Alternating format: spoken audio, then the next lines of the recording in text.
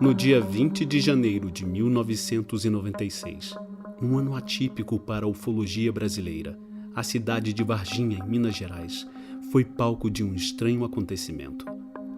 Os noticiários começaram a falar de 3 meninas, Kátia, Valquíria e Liliane, que observaram uma estranha criatura humanoide em um terreno baldio, na área urbana da cidade.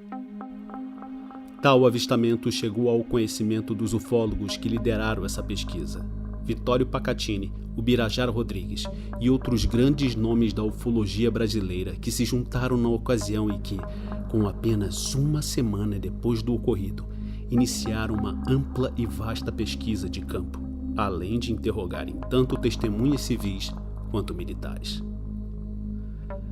Infelizmente, até o momento em que foi gravado este programa, ficamos com a sensação de que esse caso ainda não foi totalmente resolvido. E pior do que isso, ficamos com a impressão de que ele ainda está longe de ser totalmente desvendado. Os acontecimentos aqui narrados de maneira cronológica ficaram marcados como um dos maiores e mais enigmáticos casos da ufologia brasileira e mundial. Esse é o incrível caso de Varginha.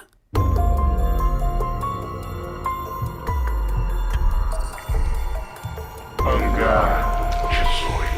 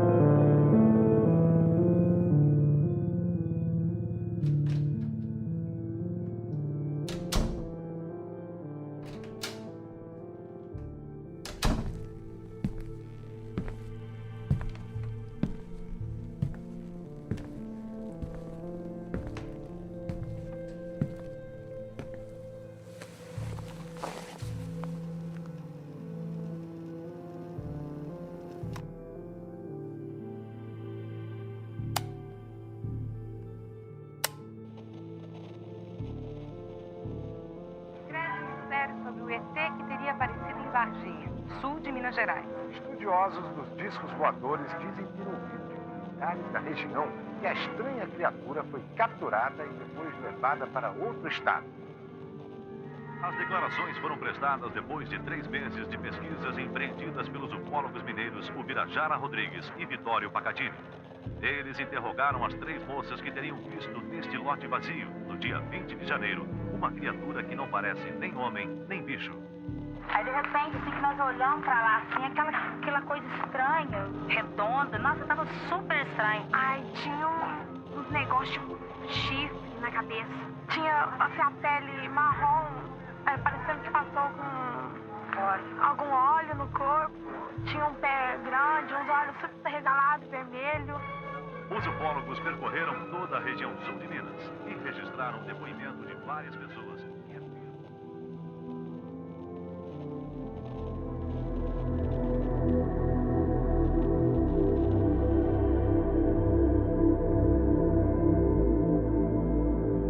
Liliane Fátima Silva, de 16 anos na época, sua irmã Valquíria Aparecida Silva, de 14, e Kátia Andrade Xavier, com 22, voltavam para casa cortando o caminho por um lote baldio entre Jardim Andere e o bairro Santana.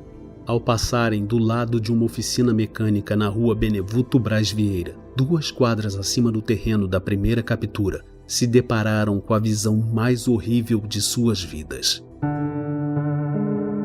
Um ser encostado frente ao muro da oficina, com aspecto olhoso, cuja pele sem pelos de um tom marrom escuro brilhava como se estivesse besuntada de óleo. A criatura tinha grandes olhos vermelhos saltados de sua órbita sem pálpebra, pupila ou íris. Na sua cabeça, era possível ver 3 protuberâncias altas que as garotas atribuíram a um chifre. Agachado, parecia estar respirando ofegante, com as veias saltadas em todo o corpo como se estivesse sofrendo. Ao se tocar da presença de outras pessoas, o ser volta lentamente a cabeça em direção às garotas, que, horrorizadas ao ver algo tão repugnante, saem correndo na direção oposta do caminho que vieram.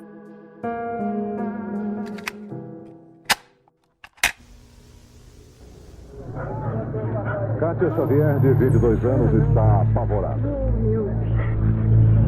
As irmãs Valquíria, de 14, e Liliane, de 16, também estão muito assustadas.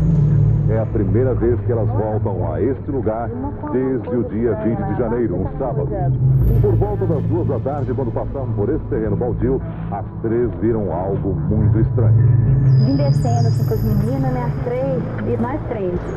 Aí de repente, assim que nós olhamos pra lá, assim, aquela coisa estranha, redonda, nossa, tava super estranho. A gente ficou com tanto medo que não ficava observando muito, não. Aí daqui a gente já correu pra lá e desceu. E quando a gente tava descendo, a gente foi olhando pra trás e viu ele ali. E tava na mesma posição e não mexeu nada. Tinha perna e braços normal, de um homem normal, assim. Mas que a gente olhou direito, não era assim um homem, tinha chifres, tinha assim, a pele marrom, parecendo que passou com algum óleo no corpo, tinha um pé grande, uns olhos super regalados, vermelho, corpo bem caseiro, estufado, só tipo que tivesse lutado, não sei. Eu tava com a caseira do corpo tudo estufado. O corpo dele também, que ele tava agachado com a mão no meio das pernas. Se fosse um homem, assim, agachado ali, eu tinha coragem de passar aqui com as 3. A gente cortava e ia embora. Mas uma coisa tão estranha daqui, a gente não teve coragem. O que eu senti quando eu vi? Eu fiquei olhando assim pra ele. As 2 conversando e olhando. Vocês estavam as 3 juntas andando? Não, eu tava um pouquinho na frente, porque a Kátia toda hora parava pra arrumar sacola. E aí então eu parei, fiquei olhando assim, porque eu tava olhando no muro, nomes, né? Daqui aonde? Daqui lá? Onde tá o moço? Não, ali, né? Mais um pouquinho lá. Tá lá um pouquinho da mulher lá. Ó. Tá lá da mulher lá. Na sombra. Vamos na sombra então, vem cá. 7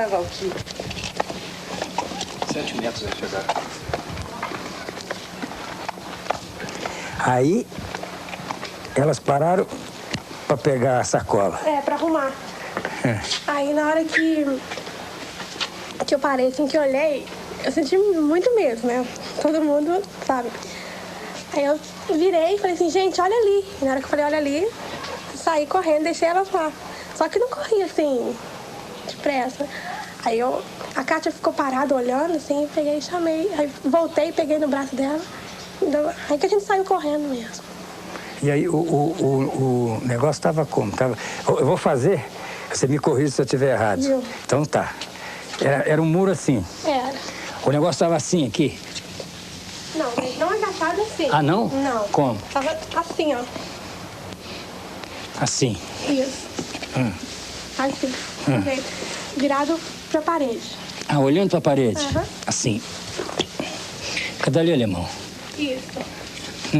Aí na hora que a Kátia gritou... Peraí. Vem aqui perto de mim.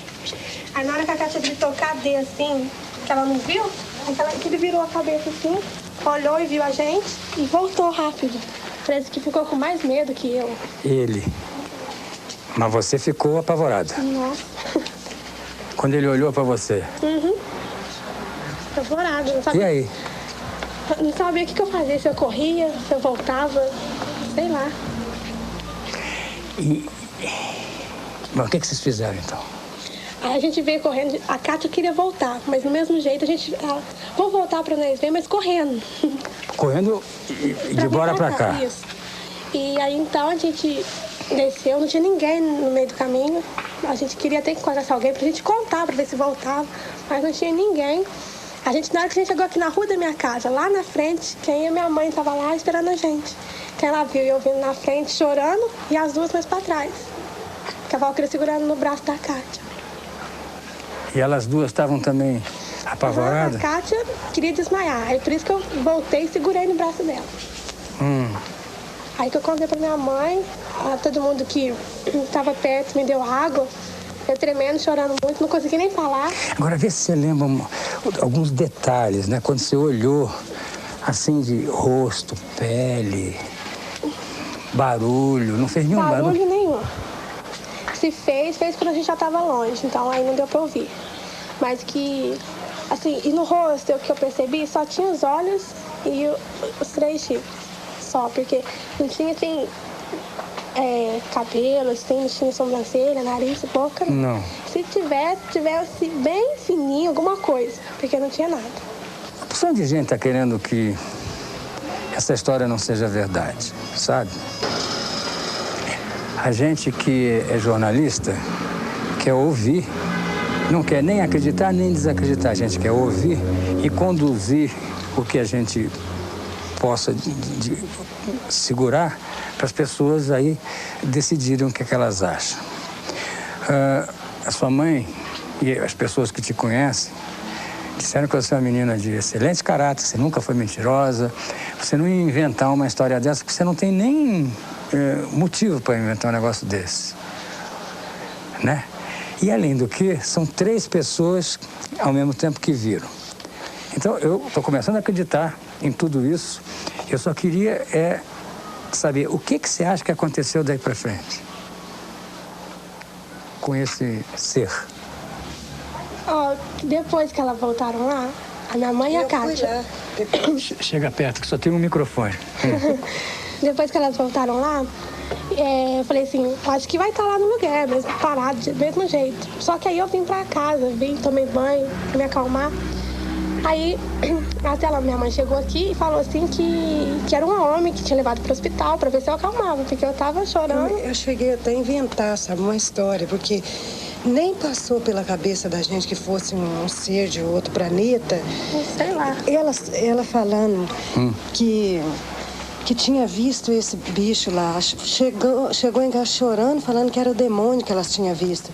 Então, como eu sou muito religiosa, a gente é católica, eu fiquei impressionada com aquilo. E para elas parar de chorar, nisso eu pedi uma carona na caminhonete para a moça da loja e fui até lá ver. Fui lá no local. Chegando lá no local, a Kátia até foi comigo na frente, que não estava conseguindo nem falar, chorando muito. Eu desci e fui até... Ela falou, lá, Luísa, lá que a gente viu. Quem falou? A Kátia? A Kátia. Mas ela ficou dentro da caminhonete. Aí que eu vi, a única coisa que eu posso dizer para vocês, como eu falo em toda reportagem que a gente dá, é duas pegadas muito grandes. Grande que tamanho? Mostra assim. Assim, quer ver? Mais ou menos assim, ó. Do jeito... Tudo isso? Aqui, ó. Desse jeito, ó. Redonda. Com as pontas assim, ó. Um menor e os outros 2 maior. O menor do meio. E um cheiro muito esquisito. Só. Tinha cheiro quando você... Não, isso se tinha... Porque elas viram, eu cheguei até onde estava, elas viram assim de longe, o susto foi tão grande que elas saíram e foram embora. Agora eu cheguei até lá, na beirada do muro, do jeito que estava, assim. Porque você é uma mulher corajosa. Se fosse eu, não tinha corrido de jeito nenhum. Qual é a altura que você acha que esse ser tinha?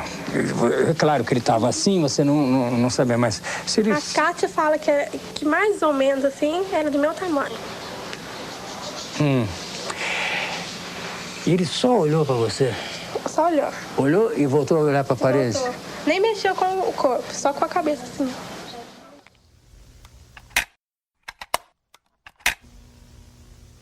Pela nossa experiência em ufologia e após todas as análises básicas de observação que nós fazemos de depoimento, eles são absolutamente sinceros. Existe por parte das garotas manifestações, inclusive, de distúrbio emocional, que nos leva a crer que elas realmente estão dizendo a verdade.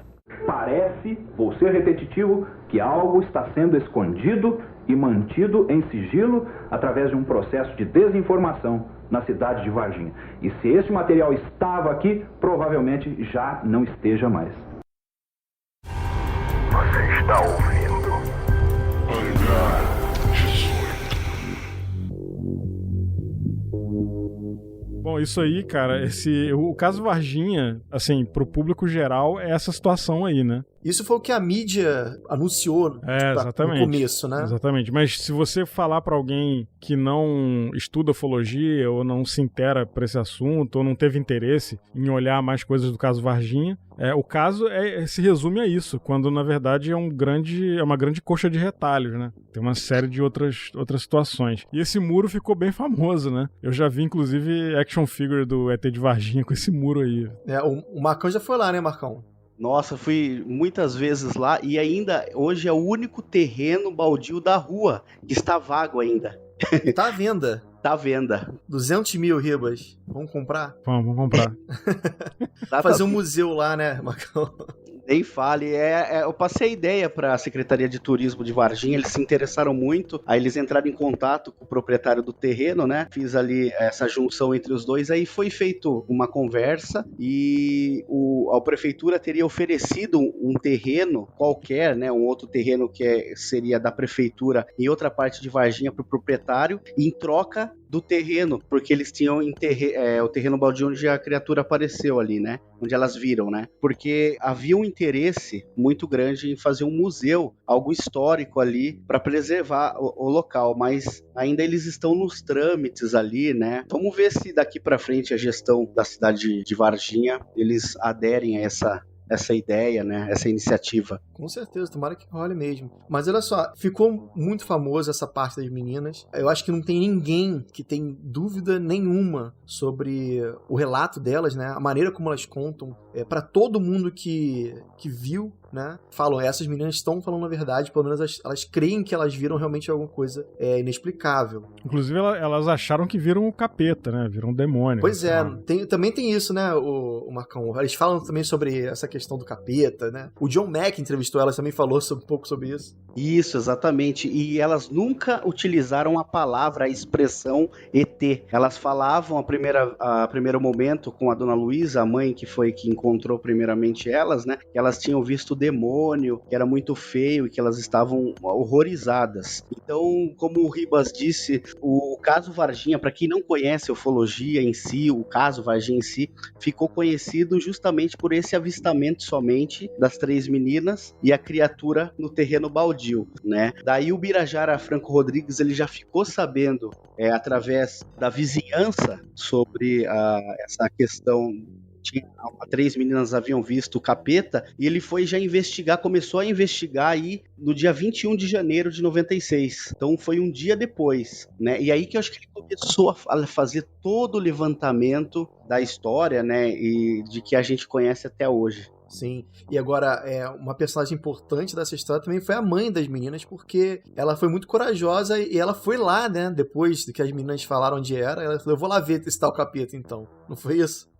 Foi exatamente isso. Tendo, assim, recentemente com elas, né, a gente relembrando este momento, né, a Liliane, né, ela comenta que ela estava um pouquinho mais à frente da Kátia e da Valquíria, e daí ela observa a criatura que estava com a cabeça virada para o muro, né, daí elas estavam com umas sacolas, inclusive, né, com compras ali na mão, e foi quando a Liliane disse que mencionou assim, gente, olha ali. Aí quando ela falou, gente, olha ali, que as duas olharam, a criatura teria virado a cabeça e olhado diretamente para elas, e inclusive foi em direção, ela olhou direto para Kátia, onde elas, no momento disse que ela falou que como se passasse muita coisa na cabeça dela ali em questão de milésimo de segundo ali, né? As duas já correram, as duas irmãs, a Liliane e a Valquíria, aí a Kátia ficou um pouquinho ali, estava estagnada, olhando ainda o olho dessa criatura que era bem vermelho, e aí uma voltou, meio que puxou ela, e aí elas saíram correndo, sentido essa mata que se tem lá no bairro Santana, né, que é a divisa ali entre o bairro Jardim Andere e Santana. E dali elas saíram correndo, dizendo que tinham visto o demônio, e quando elas chegaram ali próximo já à esquina da rua da casa delas, a dona Luísa Silva, ela já estava ali preocupada com as meninas, porque ela disse que elas estavam demorando muito, e ela falou que sentia no coração alguma coisa, como que se o sexto sentido de mãe, né, falasse alguma coisa, acho que aconteceu com as minhas filhas e tal, e foi no momento que elas viram a esquina da rua da casa delas, e a dona Luísa já estava ali na rua, e aí a Valquíria, que era menor, né, chorando demais, quase ali, né, em prantos, daí foram lá, deram água com açúcar para ela, tentaram, e todo momento a dona Luísa querendo entender, e elas falaram, não mamãe, a gente viu o demônio, a gente viu o diabo, não sei o quê, aí ela ficou ficou brava com a Kátia, de certa forma, porque a Kátia era responsável pelas duas. E era mais velha, né? E era mais velha. E na verdade, a Kátia Xavier é muito amiga da Luísa, né? Já na época, assim, de sair e tal. Ela falou, que história é essa? Daí ela falou assim, não, a gente viu um negócio estranho demais. Daí ela falou, não, eu quero saber o que é isso, vamos voltar lá agora. Daí a Kátia, né, falou, não, eu não vou voltar lá. Ela falou, não, você é responsável pelas minhas filhas, você tem que voltar lá comigo. E aí elas entraram numa caminhonete, num carro do vizinho, né, que ofereceu ali no momento. E aí elas retornaram ao terreno baldio, e no momento que elas chegaram, a Kátia não quis sair do carro, somente apontou pra dona Luísa, olha, vai ali, naquele local ali, né, apontou do carro. E aí a dona Luísa foi, quando ela chegou, ela se deparou com um cheiro muito forte de amoníaco, né, que ela disse que inclusive esse cheiro teria ficado durante 2 semanas, mais ou menos, ali no olfato dela, e ela disse que viu como se fosse uma espécie, que ela não sabe dizer se era uma pegada, mas era como se fosse alguma coisa que estava sobre ali entre a terra e o capim, né, como se tivesse amassado ali, como se alguma coisa realmente estivesse ali, mas ela disse que o cheiro era muito forte, né, e aí que ela passou a acreditar, né, no avistamento das meninas, que elas realmente tinham visto alguma coisa diferente, e começou toda a preocupação, né, e todo o enredo depois, né, de tentar acalmar elas e tal, né? E daí depois que mencionados a palavra extraterrestre e tal. Só bem depois, né? Acho que com a chegada do Birajara que realmente começou a se falar disso. Mas o que eu acho mais incrível de tudo é como a Kátia conseguiu descrever tão bem. Não só elas descreveram fisicamente a criatura muito detalhadamente, né? Que é uma coisa muito boa pra gente. Mas ela fala uma coisa que eu nunca esqueci, que ela fala assim, eu sentia pelo olhar dele que ele estava sofrendo, né? Isso é muito curioso, né? Apesar da criatura não falar com ela, e em nenhum momento elas falam de mensagem telepática ou nada disso, mas ela conseguiu sentir que realmente a criatura tava, parece que tava fazendo um esforço pra se manter viva, né? Não, só me lembrando, a Kátia disse que no momento que ela olhou, ele passava uma expressão de que eu estou sofrendo, né? Me ajuda. Tipo aquele olhar, assim, de desespero também da criatura. E acho que, assim, o mais engraçado dessa história toda, né? É que as pessoas que não acreditam, né, alegam que elas teriam confundido esse ser com um morador do bairro, né, que era o Mudinho, né, era um homem que era portador de necessidades especiais, né, e de fato ele costumava andar por ali. Isso é realmente uma verdade. Essa explicação pra mim é a mais absurda possível. Pois é. Foi aventada a hipótese que teriam visto pessoas próximas que são defeituosas e que nasceram com problemas, e realmente existem essas pessoas no local. Mas elas até conhecem essas pessoas. Uma delas, a maior, a Kátia, diz que até já deu cigarro para essa, ou bala, se não me engano, para essa pessoa. Não tinha condições de confundirem as características pela distância que viram. E as nossas testemunhas militares dão exatamente as mesmas características que elas viram.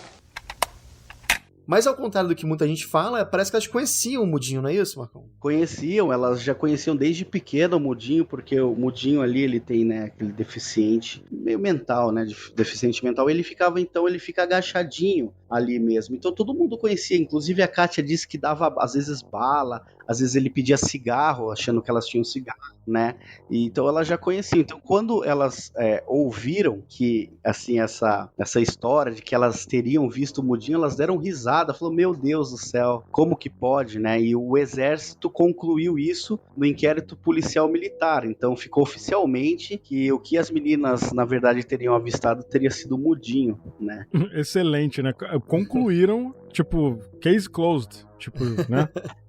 Foi isso aí. Pois é. Uma outra coisa importante da gente comentar aqui é que muita gente se confunde, e eu lembro que antigamente eu imaginava essa situação toda acontecendo à noite, mas não foi à noite, né, Marcão? Não, esse foi entre as 15 e 15h30, esse avistamento delas, né? Pois é, era um dia claro, né? Era um dia de verão, né? Janeiro. Elas comentam que esse dia tava um calor insuportável, com um sol de praticamente 40 graus, assim, vamos dizer. Muito quente mesmo. Então, tava um dia muito bonito, né? Aquele dia. Então foi nesse momento que elas correram dali. E aí há outros relatos em bastidores de moradores que teriam avistado também em outras ocasiões, naquele dia mesmo, naquelas situações, essas criaturas ali, né? Ou a criatura, ou as Eu criaturas. ouvi falar de um homem, um senhor que morava ali perto que disse também que ele passou logo em seguida, mas ele não viu. Não tem isso? Tem ele, né, que teria visto. Teve um outro que entrou um pouco em, assim,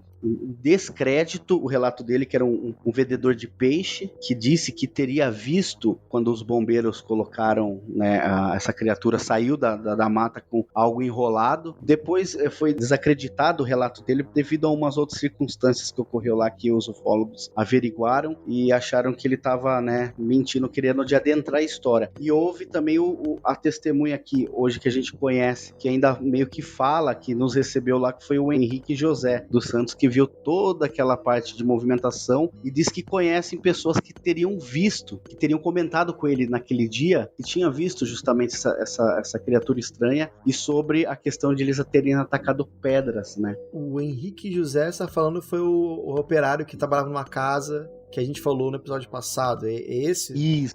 Não, e o que acontece, assim, que parece que realmente você tem uma criatura num lugar ali, mesmo que seja um terreno baldio, é na cidade, né? É um bairro com pessoas passando, né? Por mais que em 96 não fosse, assim, um bairro extremamente movimentado, ainda assim, o fato de apenas 3 meninas terem visto realmente é uma coisa, assim, que me espanta um pouco, né? Porque depois dali, eu acho que quando as meninas foram embora, essa criatura fugiu pra algum lugar, certo? Sim. E aí, o que acontece? A maior dúvida que as pessoas têm é que será que essa criatura foi capturada, e a gente vai falar sobre isso, uma das hipóteses a gente vai contar daqui a pouco, ou será que ela realmente fugiu pro mato e conseguiu safar, né? Ninguém sabe exatamente, não é isso? Ninguém sabe exatamente, mas na época, lembrando que, por exemplo, hoje a rua, né, as ruas ali, elas estão todas já constituídas casas e tal. Naquela época, inclusive, a gente pode ver nas reportagens da época, eram muitos terrenos baldios ainda. Então, havia muitas casas que estavam em construção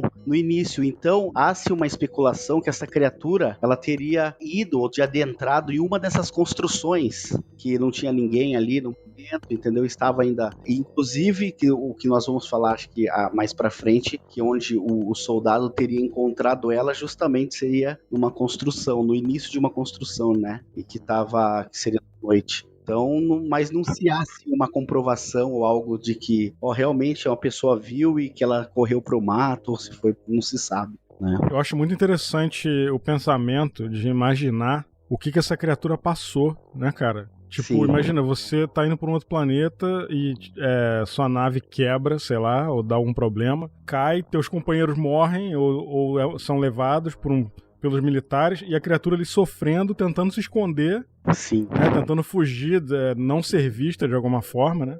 Imagina, cara. A gente comenta muito sobre isso, né? Como ficar tentando imaginar isso, né? Como que seria pra eles, né? Pra essas criaturas. Sim. Deve ter sido um negócio desesperador, né, cara? Imagina. Uhum. Marco, como é que é a vida dessas meninas hoje em dia? Porque eu sei que a Kat ainda fala às vezes, mas as outras duas não falam muito bem, né?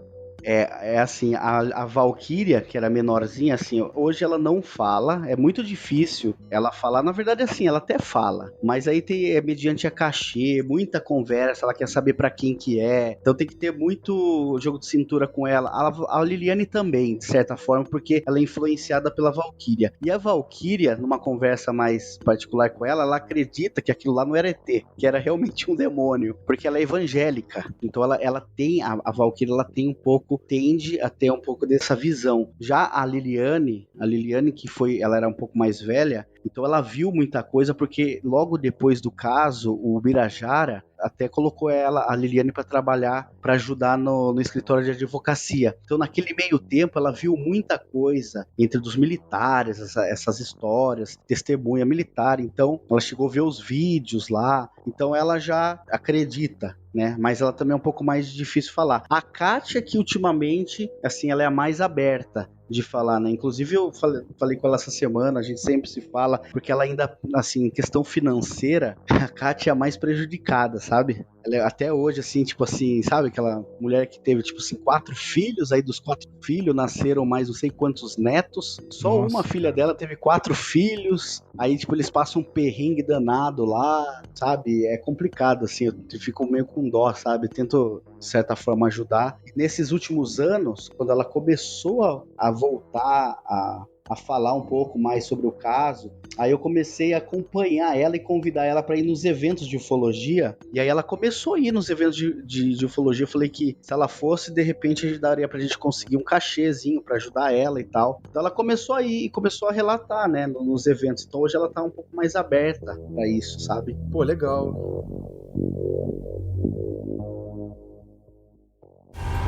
Você está ouvindo?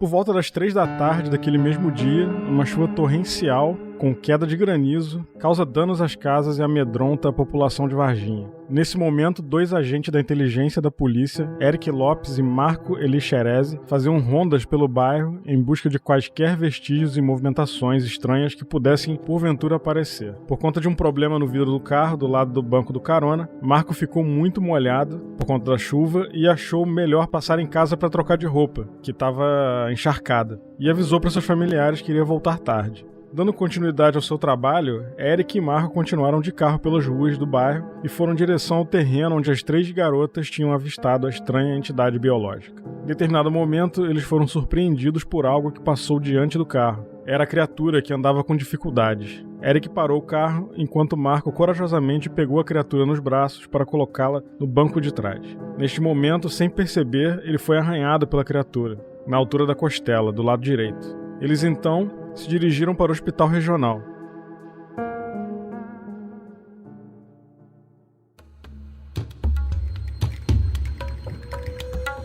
Ô, Marcão, primeiro que chuva de granizo em Varginha dizem que não é muito comum, né? Exatamente, e aquela chuva, conversando com os moradores de lá, perguntando assim, vocês lembram daquele dia que houve que foi o avistamento das meninas? Vocês se lembram da chuva? Daí o pessoal fala, com certeza, não tem como não lembrar daquela chuva, e muitos deles falam que nunca houve uma chuva antes e depois daquele dia, né? Então foi uma chuva assim, torrencial, muito estranha, justo no dia 20. Isso me lembra, todo mundo que escuta a gente já sabe o que eu vou falar aqui, mas eu tenho que falar. Me lembra sempre o caso do Bependi, caso do Imbornal, a famosa Zurca, né? E eu sempre me pergunto, será que isso não pode ter sido uma coisa planejada por parte deles? Porque se os caras controlam o clima, controlam o tempo, né? Fazem chover em regiões que não chove, eles poderiam justamente criar essa dificuldade para as pessoas encontrarem com uma criatura dessas, né? Imagino, por exemplo, se você pudesse botar uma chuva de granizo, faria que todo mundo se escondesse nas suas casas, né? O que daria tempo para uma criatura dessa talvez se safar, né? Exatamente, é uma possibilidade, porque eles acham muito estranho essa chuva onde destelhou casas, quebrou, por exemplo, raízes de árvores fortes, né? Deu um verdadeiro estrago, onde também o corpo de bombeiros foi acionado, quase toda a sua contingência do corpo de bombeiros foram se deslocando, né, para os locais que estavam tentando ali ajudar a população, né? Muitas ocorrências, o pessoal estavam ligando lá, olha, caiu tal coisa aqui, o pessoal disse que todos ficaram ocupados atendendo, né, a população naquela noite do dia 20. Uma coisa que eu acho também muito curioso, assim, é o fato, a coragem que o Marco Elixerese teve de pegar uma criatura dessa no braço, né? Pra mim é quase, tipo, inconcebível conseguir... Imagina se a gente tem o relato das meninas, onde elas falam que era já difícil ver uma criatura dela, se olhar no rosto dela já era difícil, você imagina então pegar no braço. E foi exatamente assim que aconteceu, ele realmente pegou e botou a criatura dentro do carro. Assim, não se sabe ao certo como realmente foi, né? Porque o Marco Elixerese, ele era uma pessoa muito reservada, né? E ele tinha ali toda a questão militar dele, então ele realmente nunca chegou a relatar nada publicamente naqueles dias. Então, o que se há, mediante a relato também de um outro militar, né, que colaborou corporou na época, que teria comentado sobre essa situação do qual eles estavam, inclusive, num carro, a Paisana, né, que era uma Premium, e eles estavam justamente ali próximo ao terreno onde as meninas viram às 15h30, e já era por volta ali de umas 20 horas, ali 19h30, 20 horas. Eles estavam muito próximo ali na rua, se eu não me engano, a Rua 1, que fica 2 ruas ali depois do terreno, e aí que eles viram essa criatura que estava justamente muito próximo de adentrando numa construção, né? E foi quando o Marcos saiu do carro e teria realmente, né, pegado essa criatura e colocado no banco de trás do Premium. Dali, nesse procedimento de pegar ali, ele teria se arranhado, né? De certa forma, de repente pode ser que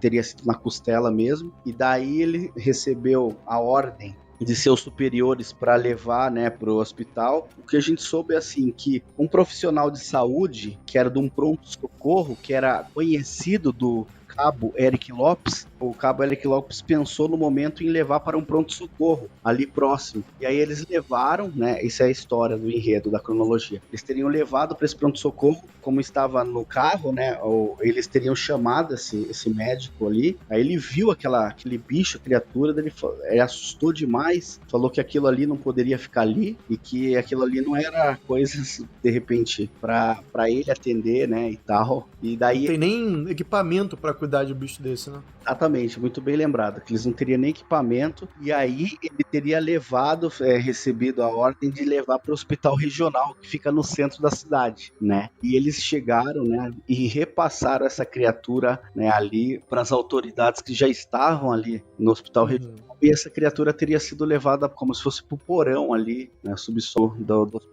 regional. Mas o Marcão, só pra quem não conhece ainda direito a história, o Marco Alexandre, então, ele era P2 da polícia. Você consegue explicar pra gente um pouquinho mais sobre a profissão dele? Isso. Ele é tipo um investigador, seria isso? Isso, ele trabalharia na parte de inteligência, né, da polícia militar mesmo. Inclusive, ele trabalhava a Paisana, né? E é por isso que o carro dele não tinha nenhuma identificação também, né? Não tinha nenhuma identificação, e pelo que eu conversei com a Marta, irmã dele, o carro que ele estava, se eu não me engano, é o mesmo carro que ele trabalhava, porque nas horas vagas ele era motorista de táxi, né, o Marco Xerezi. Inclusive, depois houve outras testemunhas, assim, que eram amigos dele, ali do ponto do táxi, que chegaram a comentar alguma coisa lá com a gente, que realmente ele tinha participado e tal, né? Então, para quem não, o P2 é o serviço reservado da Polícia Militar. E para lembrar, ele tinha passado numa prova para ser sargento.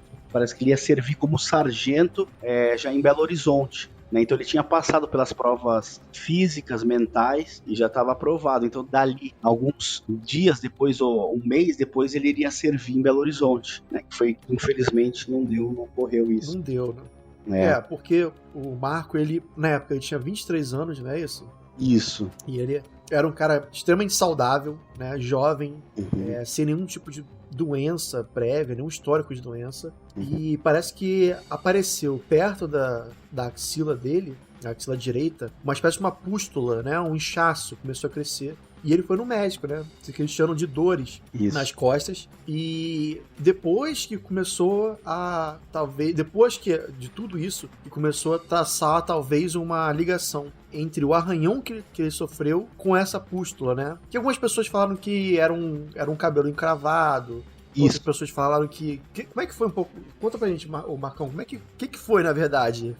Foi realmente as pessoas falam mais que foi um pelo encravado, outras vezes a pessoa fala que foi alguma coisa que ele tomou, que fez mal. Eu sempre leio coisas diferentes em relação a esse machucado dele, né? Sim, na verdade ele teria procurado, né, o médico para fazer um abscesso, retirar um pelo encravado da axila esquerda, né, que estava ali. E aí, o que depois eles alegam para que o Marco realmente não teve nada a ver com a história do ET de Varginha é que no momento que o médico foi fazer o abscesso, né, retirar esse pelo encravado, ele não teria esterilizado os instrumentos. E dali teria ocasionado uma infecção que daí dessa infecção ela se generalizou no sistema imunológico do Marco, e dali os médicos, depois ele veio a piorar, né? Aí foi internado. Uma sepsemia, né?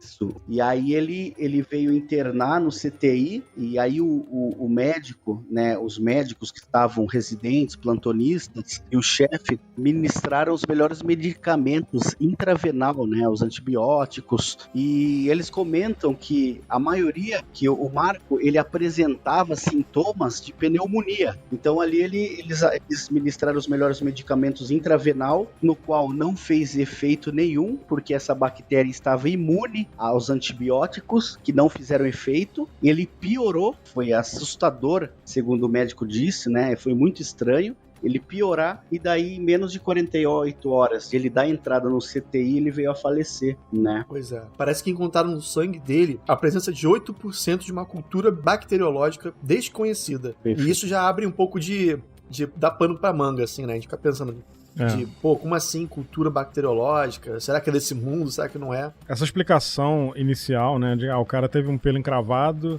e infeccionou, o cara teve uma inflamação, sei lá, é até plausível, né? Sim. Se você parar pra pensar, isso acontece. Mas é uma coisa tratável também, né? Se o cara for medicado a tempo, internado e tal. Sim. Acredito que é uma coisa que é tratável. Não é comum um cara dessa idade aí morrer de repente de um negócio desse, né? E além disso, também tem um detalhe que depois que ele morreu, parece que o caixão dele foi também todo fechado, não foi, Marcão? Essa era uma das dúvidas que eu tinha também, que era muito falado que o caixão dele estava fechado e tal, mas conversando com a Marta Tavares, né, ela menciona que essa história do caixão fechado é mito, né, que realmente eles quiseram o caixão aberto do Marco, né, e a única coisa que ela fala que foi muito estranho foi que a pressa que os médicos e inclusive até a autoridade queriam que enterrasse logo ele, né, inclusive sugestionando a não ter nem o velório, e foi graças a Marta e um outro irmão dela que correram lá e tal, e daí eles conseguiram, né, velar um pouco o corpo dele, né, ali. Ela disse que nesse velório houve muitas autoridades, né, que estiveram lá, né, fardados e tal. Isso é normal porque o Marco era da polícia e tal, mas ela achou muito estranho porque eles conversavam ali, estavam meio estranho segundo o relato dela, né. E ela comenta sobre que foi retirado o cérebro dele, né? E aí a gente não sabe, na verdade... Na autópsia, é isso? Tiraram o cérebro dele na autópsia? Tiraram o cérebro dele, removeram, tanto que no caixão ele tava com aquela faixa, né, na cabeça, assim, e também de autópsia, né? E daí eu não sei se realmente foi levado esse cérebro, eles pegaram... Essa informação do cérebro é confirmada ou não? Ou é só especulação? Então é confirmada pela própria irmã dele, pra Marta Tavares, né, que eu conversei. Provavelmente ela foi comunicada, né? Isso me leva a pensar o seguinte, cara, será que essa bactéria se instalou no cérebro e danificou alguma coisa e aí os caras quiseram, sei lá, estudar de alguma forma? Consultando um médico aqui, depois ele falou que é normal em procedimento de autópsia, se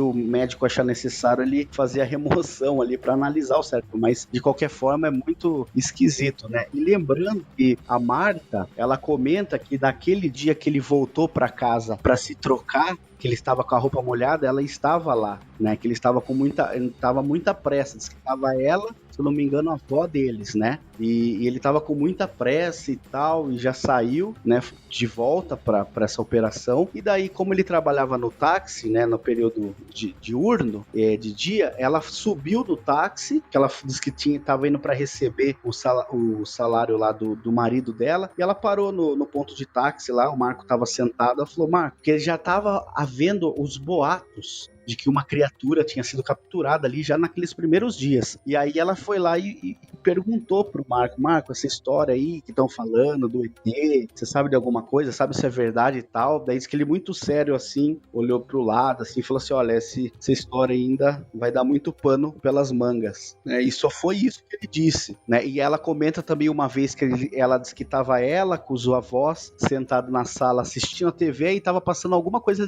por coincidência de extraterrestre, um filme. Aí disse que ele entrou na sala, viu, falou, o que vocês estão vendo aí? Aí disse que desligou a TV. Não, deixa disso, isso aqui é besteira e tal, né? Mas não era do ET de Varginha, nada a ver, era só, por coincidência, algo que estava passando no momento ali de ufologia, de extraterrestre e tal. E aí ele me disse que se sentiu incomodado. Ele disse que eles até comentaram, nossa, mas que estranho, né? Aí depois de tudo, aí que eles, ainda pra ela, pra Marta, ela tem certeza absoluta, né, que o irmão realmente participou. E ela disse também que teve colegas de farda que vieram para ela e disseram que realmente tinha acontecido, mas que eles não poderiam nunca vir a público dizer que aquilo era real e tal. E como houveram outros militares, amigos do irmão dela, que veio e falou, não, isso aí, deixa isso pra lá, isso aí é invenção, não teve nada a ver, né, com a morte do seu irmão, ele não se envolveu com criatura nenhuma e tal. Uma outra testemunha que é importante foi o médico que analisou ele, não foi, mano? Foi o Cesário Lincoln Furtado, né, que foi esse médico que a gente entrevistou, que comenta que acha muito estranho, que ele falou que ele falou assim, ó, a medicina nada é impossível, mas é um caso totalmente atípico, anômalo, é um quadro que eu nunca vi. Ele falou assim, o rapaz era um rapaz jovem, atleta, que tinha um porte físico bom, a imunidade excelente. Como que a imunidade dele foi adoecer para essa bactéria, né? Então disse que eu perguntei, mas e vocês, entre vocês médicos, né? Ele até falou, não, lógico que a gente conversou muita coisa, a gente debateu muito, porque né, foi muito estranho, um rapaz jovem e tal, e morrer dessa forma. Pois é, eu fico imaginando uma outra hipótese dessa questão dele ter morrido, dele talvez ter uma condição de saúde que talvez nem ele soubesse, né? E aí agravou a situação. Isso é só uma hipótese, assim, né? Sei lá, o cara tem diabetes e não sabe. Aí, por ele ter essa condição, quando ele pega uma coisa que pra uma pessoa normal seria de boa, o cara pegou um troço lá que não teve jeito. Porque acontece isso, né? Eu acho que não é o caso dele, né? Senão até os médicos teriam falado, eu acho. E outra coisa, essa questão da bactéria, né? Ser imune ao antibiótico, isso é uma coisa que tá muito em voga hoje em dia. Em 96, lógico, já se debatia isso. Mas não tinha tanta preocupação com isso que tem hoje, porque realmente hoje em dia estão falando muito sério que os antibióticos as pessoas só devem tomar em último caso, né, porque faz com que as bactérias cada vez mais se desenvolvam imunidade, né, mas em 96 não era ainda esse caso, entendeu? Acho que a questão da maneira como ele morreu foi muito estranha, e é legal saber que uma das coisas que falam na internet é mentira, né, que do lance do caixão, né, eu sempre imaginei isso, porque os caras, não toca nele e tal, vamos fechar aqui de uma vez, mas não foi bem isso. Assim. Importante a gente ressaltar. Não, inclusive, tem várias coisas desse caso aí que são tidas como verdade, coisas pequenas que, na real, não fazem tanta diferença pro caso. Uma delas é essa do caixão lacrado, que, de fato, é um peso, né? Porque as pessoas, o cara... Aí você já imagina o cara sofrendo uma mutação bizarra que ninguém pode ver. Mas teve uma outra situação também que é dita, e que até eu achava que era. Eu achava que ele era bombeiro, eu não sabia que ele era P2. Uhum. E eu acho que muita gente também acha que ele é bombeiro até hoje. Se bobear, e não era, né? O cara era... P2 em Petrópolis é Polícia Civil, inclusive. Ah, olha que interessante. É porque depois que foi, inclusive conversando com os bombeiros que estavam de serviço na época, eles comentaram, falaram, naquela época a polícia era junto com o bombeiro, né? Então naquele dia foram acionados o maior contingente que tinha mais experiência para estar fazendo, por exemplo, a ronda, né, lá na região. Então acho que se eles foram escolhidos ali, né, e tava tanto o corpo de bombeiros que estava atendendo a ocorrência das chuvas, né, e que já teria ocorrido a captura de manhã por eles mesmos, e no momento da chuva, que foi um pouco depois que o Marco Lixerezi teria capturado essa criatura ali, eles comentam sobre esse contingente excessivo de militares. Pra encarar o demônio, a galera tem que ter treinamento, né? Tem que ser uma galera boa, senão não dá jeito. Mas é interessante isso que você tá falando, porque a gente já imagina o seguinte: quando aconteceu essa ronda do Marco, digamos que realmente eles tivessem capturado uma criatura antes disso e tal, as autoridades já estavam sabendo. Eu não sei se o Marco estava sabendo, porque como a gente comentou no episódio anterior, as pessoas só têm informação até certo ponto para elas poderem executar a tarefa delas, né? Sim. Tipo, você vai ter que fazer uma ronda em tal local, tem um suspeito, não fala o que é, né? Exatamente. E aí o cara não sabe, mas as autoridades, se realmente aconteceu isso, capturaram antes, as autoridades já estavam sabendo, né? O que o cara poderia encontrar. Exatamente. Eu acho que ele deveria ter uma ideia do que seria ali por ser cidade pequena. O que a gente soube depois e constatou foi que os militares, contingente de militares do exército que participaram dessa operação, tanto de transporte, desses caixotes que saiu depois do Hospital Humanitas e tal, né, que depois a gente vai comentar um pouco, eles não sabiam. Então a estratégia, quem sabia era os S2, que era a inteligência do exército, que fez toda a manobra da estratégia dessa operação, e os cabos e soldados, né, e até sargentos que estavam nesta operação em comboio, né, e em outras áreas assim, ali dessa operação, eles não sabiam o que eram. Eles nunca foram reportados para ele o que eles estariam, por exemplo, transportando, ou o que seria ali, né? Então caberia só os S2 e as altas autoridades ali, os capitões, o capitão, né? Que inclusive foi mencionado, foi divulgado o nome de todos os militares que estavam na operação naquele dia aí nos hospitais, né? Você está ouvindo?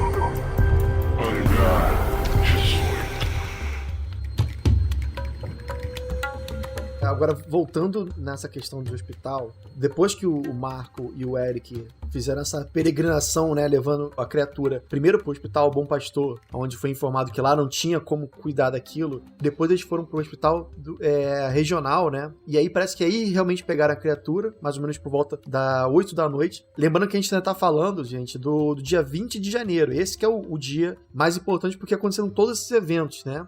Então a criatura foi levada pro hospital regional, onde causou um grande alvoroço ali entre os médicos, né, enfermeiros e também os pacientes que viram toda aquela movimentação. Parece que teve gente que foi realocada de ala, teve toda uma movimentação, uma organização no hospital para receber essa criatura. A logística para encobertar esse negócio deve ter sido um negócio absurdo, né, cara? Porque muita gente viu, muita gente teve contato. Pô, imagina assim, que até parabéns aí, Exército Brasileiro, porque, cara, não deve ter sido fácil, né? Não, com certeza. Sem contar que muita gente, teoricamente, né? Muita gente viu a criatura, tipo as meninas, e depois o Marco, o cara não sabia o que era, levou pra um hospital. Imagina no corredor do hospital o cara carregando aquele bicho, sei lá, ou numa maca que seja. Quanta gente não viu isso, né, cara? Pois é. Como que os caras fizeram pra realmente encobertar esse negócio aí?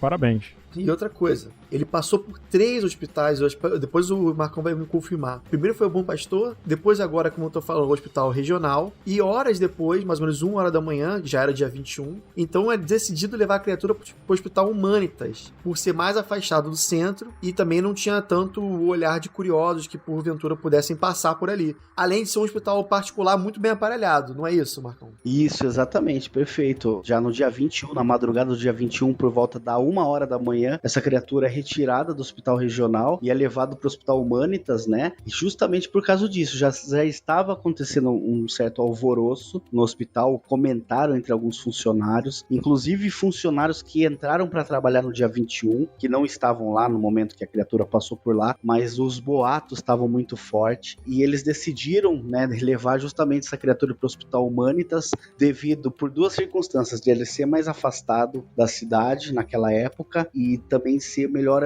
aparelhado, porque era um hospital particular, né? Hoje é o hospital do Unimed, né? O Hospital Humanitas, né? Então ele sempre teve assim uma fama muito boa. Diz que a primeira cirurgia cardíaca, parece que, se eu não me engano, inclusive foi feito lá. Então é um hospital meio que referência de Minas Gerais. Entendi. E agora, o que você tem de relato de pessoas que deram alguma informação do que aconteceu nesses hospitais, né? Pelo menos no regional, a gente sabe que teve todo esse alvoroço, mas a gente tem mais alguma coisa, tanto do regional quanto do Humanitas, de médicos, de funcionários, pacientes? Sim, a gente teve contato com um funcionário da época que trabalhava no regional e ele comenta que no dia que ele chegou para trabalhar, ele não estava lá na noite, né? Ele que comenta que no dia seguinte que ele chegou para trabalhar, ele falou que a situação da área de radiologia do hospital estava fechada e disse que ele foi tentar entrar, ele não conseguiu entrar, ele teve que entrar por uma porta de baixo, mesmo com o crachá dele, porque ele disse que havia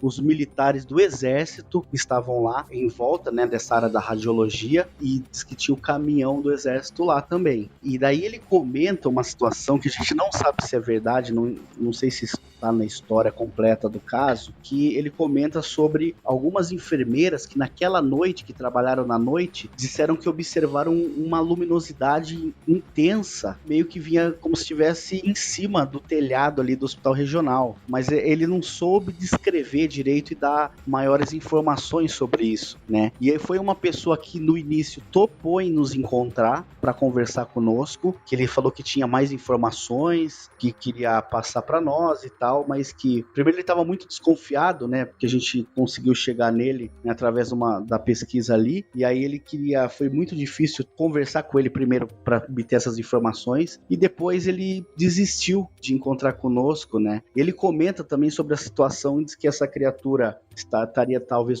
dentro de uma gaiola e que teria sido levado para a parte do porão lá do hospital regional, e diz que eles tinham colocado como se fosse um pano, um lençol em cima dessa gaiola, que era um lençol que tinha o timbre do hospital regional, que é o que eles utilizam na maca, né? Um lençol de maca, né? Isso, daí eles colocaram por cima da gaiola. Foi nessa mesma ocasião que tentaram alimentar o ser, que tem essa conversa, né? Que deram eucalipto, né? Que eu até falei no primeiro episódio, porque eucalipto é uma coisa que eu já ouvi falar várias vezes em Varginha. Tentaram dar danoninho pra criatura, deram uma porrada de coisa pra ela. Essa história também é meio assim, né? A gente não tem certeza de nada, a gente tem certeza, mas assim, essa história do toninho, do capim vegetal, né, do capim gordura, que teria dado criatura, seria talvez ou ali no hospital, num dos hospitais, né, regional ali nessa primeira parada, ou também ouvi dizer sobre aqui já na Unicamp,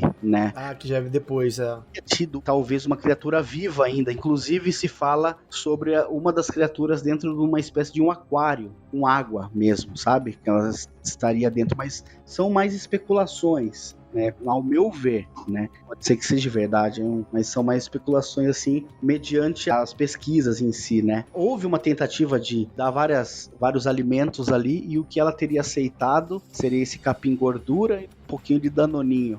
Danoninho. Agora, parece que logo depois dessa parte do hospital regional, que eu acho que ainda tem muita coisa pra ser revelada aí, né? Tem uma coisa muito interessante que eu não comentei, que pra mim, assim, foi incrível. A gente foi pra Varginha, acho que foi em 2012, que eu tava com o ufólogo Paulo Aníbal, e nós estávamos lá pra fazer assim, tava fazendo um levantamento pro documentarista do James Fox, que iria lançar um trabalho depois que ele fez sobre Varginha. E dali, naquele momento, a gente estava ali na cidade, eu estava na praça da cidade, quando a gente estava perguntando para as pessoas acreditavam, né, parando as pessoas na rua, você acredita nesse caso do ET de Varginha? E muitos deles disseram que não acreditavam, uns deles que falaram que acreditaram. Nesse momento que nós estávamos na praça, nós topamos com 3 garotas, né, praticamente de uns 20 anos de idade. Eu comentei com o Paulo, vamos lá ali perguntar para elas. Ele falou, acho que elas não são muito novas, na época elas não estavam vivas, né, não eram nascidas ainda na época, né. E daí a gente foi lá,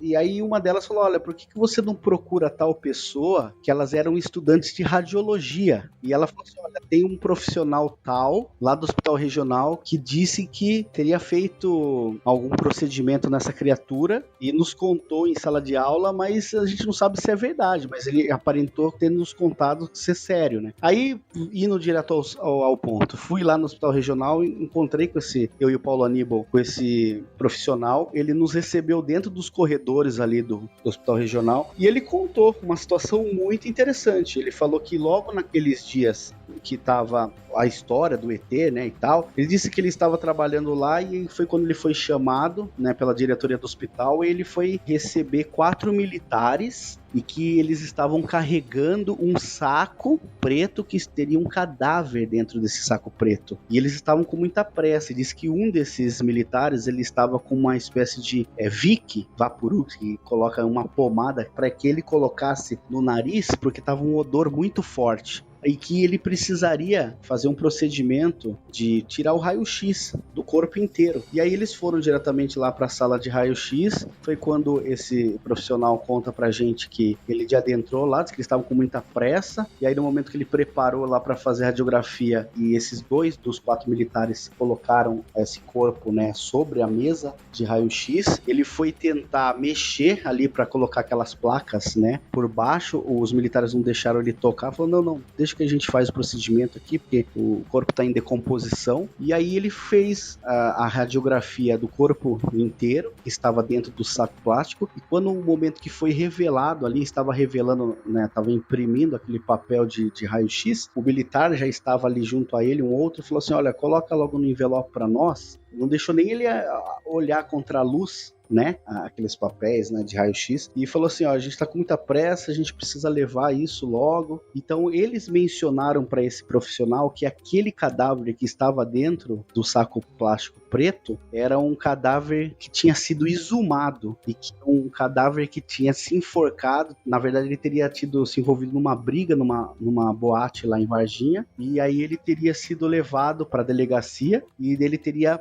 falecido, se matado, né, e se enforcado lá na delegacia, né, dentro da cela. E daí... Nossa. Daí olha só que história maluca. Aí depois descobriu-se que esse rapaz desse corpo, né, que se suicidou, ele tinha uma família muito influente, né, era uma família, assim, nobre da região do sul de Minas, e diz que eles estavam ali justamente para tirar radiografia, para provar para a família que não houve, por exemplo, que não foi assassinato por parte da polícia e que realmente ele Nossa. foi enforcado.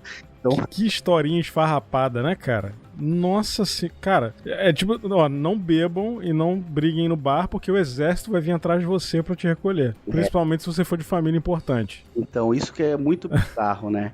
E essa versão de Muzier, que era o diretor do hospital, ele inclusive ele conta mais ou menos essa história, essa desculpa pro Goulart de Andrade, né? Que foi pelo que o movimento militar que houve no hospital regional e que foi visto foi devido a esse cadáver, sobre esse rapaz. Agora, uma coisa é certa, existe sim exumação de cadáver, existe sim levar um cadáver para fazer raio-x, isso acontece. Só que o que ele achou muito estranho foi essa pressa, foi todo o entorno, né, que não existia. Foi todo o entorno, justamente, e daí eu perguntei, porque foi muito rápido, ele falou que foi questão nem de 20 minutos. Que existe exumação, beleza, existe, normal. Agora, essa história aí, cara, qual o sentido do exército levar um cadáver exumado pra uma família importante? Tipo, é isso que me incomoda nessa história. A exumação, ok, exumação é normal, existe. Uhum. Não é só isso, é assim, exumação ok, eu até consigo engolir essa história de que a família que pediu, que queria provar, lá. Pro exército. Mas agora o exército tá no meio, que é estranho, né? Exatamente o que o exército tem a ver com exumação de filho de gente importante que morreu, né? Não faz sentido nenhum, cara. Aliás, isso é uma coisa que me incomoda muito nesses casos, em que alguma coisa acontece, se vê movimentação de militar, e os caras falam que não é nada, fala que é meteoro, fala que é mudinho, que não sei o quê, que é filho de fulano que morreu, tá exumando.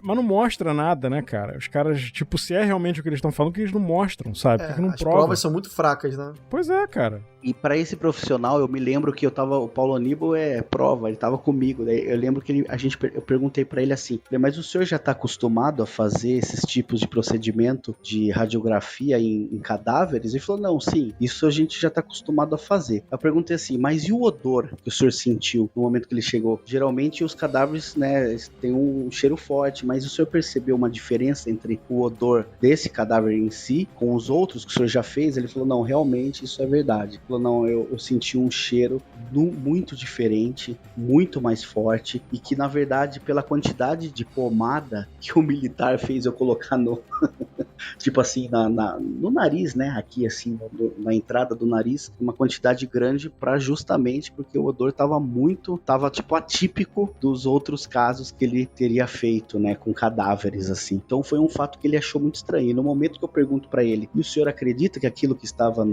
dentro do saco plástico, que o senhor não viu que era um saco plástico preto, era essa criatura de Varginha? Ele falou, olha, aí eu já não sei. Aí eu perguntei, mas o que o senhor acha? O seu feeling? Ele falou, olha, sinceramente inicialmente, eu acreditei na história que eles me contaram, que era um cadáver, assim. Aí eu me lembro que, né, eu fiquei impressionadíssimo com esse depoimento dele, ali no hospital mesmo, né, falando baixo. E aí eu ofereci, falei, olha, eu tava fazendo pro James, né, esse levantamento, e aí eu falei, olha, tem um cachê em dólar, o senhor toparia gravar desse depoimento? O senhor só me conta isso que o senhor me contou, a gente não vai mostrar seu rosto, não vai aparecer a voz do senhor, nada. Ele falou, não, pelo amor de Deus, eu não posso com isso, não, tal, vocês não vão divulgar isso. Ficou muito, assim, preocupado em que se divulgasse o nome dele com a situação. E aí eu falei, olha, mas pensa direitinho, que eu vou voltar a entrar em contato com o senhor. Daí eu me lembro que naquela época ele já me passou o telefone de contato, já via WhatsApp, né? Aí eu lembro que ele adicionou o WhatsApp na minha frente ali, inclusive eu chamei ele ali, tocou no celular dele, e aí eu fiquei aguardando o retorno dele, né? Eu comentei com o James, nossa senhora, tenta gravar uma exclusiva com ele aí, a gente não vai mostrar nada e tal. E aí ele me bloqueou no outro dia, e aí eu nunca mais consegui falar com ele. Eu preferi não ir mais e importuná-lo, né? Deixar seguir, porque realmente foi uma vontade dele que ele não quis gravar, né? Nem mediante a um cachê bom. Então também uma outra, pra mim, uma outra evidência forte, assim, de que algo muito estranho realmente teve ali no hospital regional. E dali voltando, né? Ele teria daí transferido 1h da manhã pro hospital Humanitas, onde ele ficou praticamente o dia inteiro do dia 21, né? Que foi o domingo. E daí ele ficou também até o final da tarde. A criatura teria ficado no hospital Humanitas até a tarde da segunda-feira do dia 23 de janeiro. Aliás, 22 de janeiro.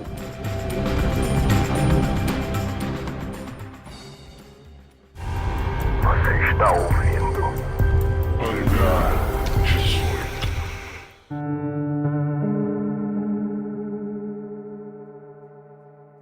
Dia 22 de janeiro de 96, entre 5h30 e 6 horas da tarde, um comboio de militares chega e tira a entidade biológica do Hospital Humanitas e levam para a base da ESA, em Três Corações. E depois de algum tempo, ela veio a óbito. Antes do corpo da criatura ser colocado dentro do caminhão do exército, vários médicos e militares de alta patente observam a criatura ser avaliada segundo o relato de um militar anônimo. Ele fala que, inclusive, pôde assistir incrédulo a um médico puxando com uma pinça a língua do ser, que parecia ser fina e escura. Um outro relato diz que um dos médicos que estava atendendo a criatura supostamente teria recebido mensagens telepáticas, onde a entidade conduzia o médico no seu próprio atendimento, dizendo o que fazer e o que não fazer. Várias ruas foram fechadas, algumas vias tiveram suas mãos alteradas e tudo para que o comboio da ESA chegasse o mais rápido possível no quartel.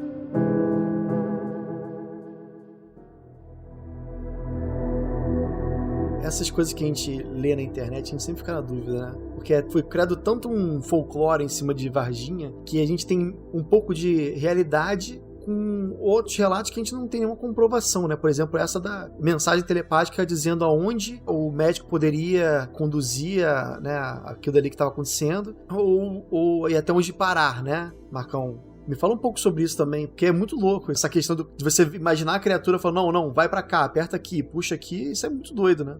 Todo esse enredo que foi narrado agora, né, que o Ribas narrou, é incrível, assim, porque eu tive a oportunidade de um desses militares informantes, de encontrar com ele. A gente ficou praticamente agora em 2019, a gente ficou praticamente quase 8 meses a 9 meses para convencer ele a nos encontrar. Esse mesmo militar que foi citado, que comenta sobre situações, sobre esses médicos e militares analisando a criatura. Essa parte teria sido ainda no Hospital Humanitas, um pouco antes de ela ser embarcada no caminhão 1418 da Mercedes, né, que foi utilizado para retirada dessa criatura de lá do Hospital Humanitas. Então, esse enredo todo realmente foi baseado nesses relatos, né, mais consistentes. O que acontece sobre esse médico que teria recebido ali uma mensagem telepática? Eu estive no consultório dele e ele me recebeu muito bem, e no momento que eu começo a conversar com ele, né, ele fala, você vem com essa história do ET aqui e tal, né, e aí ele brincou assim um pouco, e aí eu começo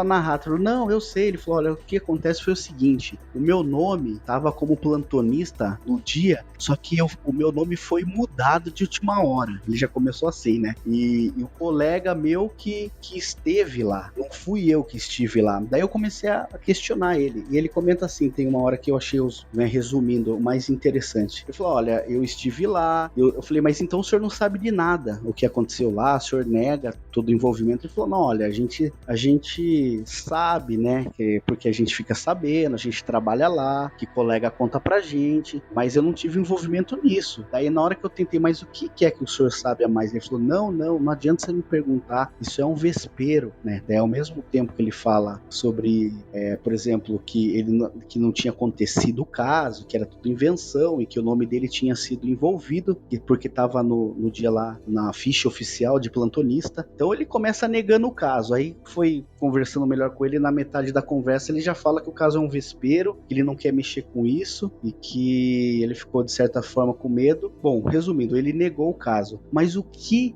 a gente soube? Esse mesmo médico que eu estive lá, quando foi em 2004, o Roger Lear, aquele médico americano, né, da Califórnia, esteve aqui. Que é famoso, ele ficou muito famoso, só para o pessoal saber, eu já citei ele aqui algumas vezes, ele ficou muito famoso pelo estudo dele sobre implantes, ele analisou muitos implantes. Faleceu um tempo atrás, né? Exatamente, para você ver, lembrando da conversa com esse médico, ele comenta sobre um cientista, ele inventa um pouco o enredo sobre o Roger Lear, porque eu vou contar agora. Na conversa com ele não disse que era Roger Lear, falou que o médico era um cientista de outro lugar dos Estados Unidos, que teria ido conversar com ele, e ele totalmente desconversou a versão que nós já sabíamos, porque a gente acredita que ele soube que essa versão, que eu vou contar agora, já teria sido divulgada. O que foi? Foi que o Roger Lear esteve aqui em 2004, e o Birajara teria levado o Roger Lear para conversar com ele lá. E aí eles tiveram uma conversa de médico para médico. E no momento, esse médico começa a contar essa situação de que no momento que o amigo, ele não fala que era ele fala que era um amigo dele. Ele fala que o amigo dele chega na sala, que é chamado na sala de ortopedia, e na hora que ele entra, o amigo dele entra na sala, a criatura, né, os militares do lado de fora ali, toda aquela segurança, a criatura estava numa maca, e no momento que ele olha aquilo, ele fica totalmente um pouco desesperado, porque nunca tinha visto aquilo, emocionado ao mesmo tempo, com medo, mas aí ele diz que focou a mente ali e foi fazer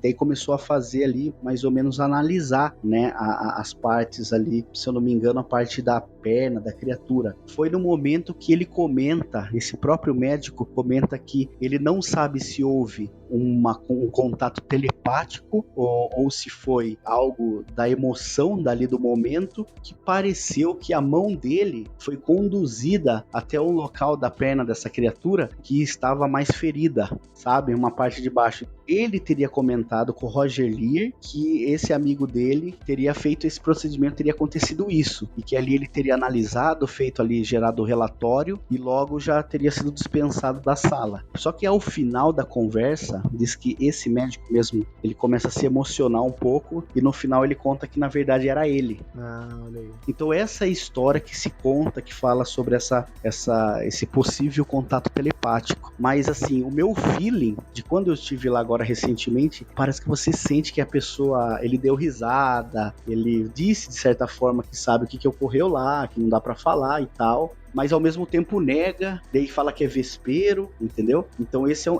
foi uma situação que teria ocorrido. Um pouco confuso, não? É um pouco confuso. Esse tipo de coisa que acaba colocando muito ruído, né, cara, nessas histórias, né? Porque a gente tem muito fato que é importante e que né, teoricamente aconteceu e que dá credibilidade pra história, e ao mesmo tempo, do outro lado, você tem gente dando depoimento desse tipo, que pra mim soou muito como uma viagem na maionese, uma invenção, sei lá. Sim. Não que eu acho que isso seja impossível. Sim.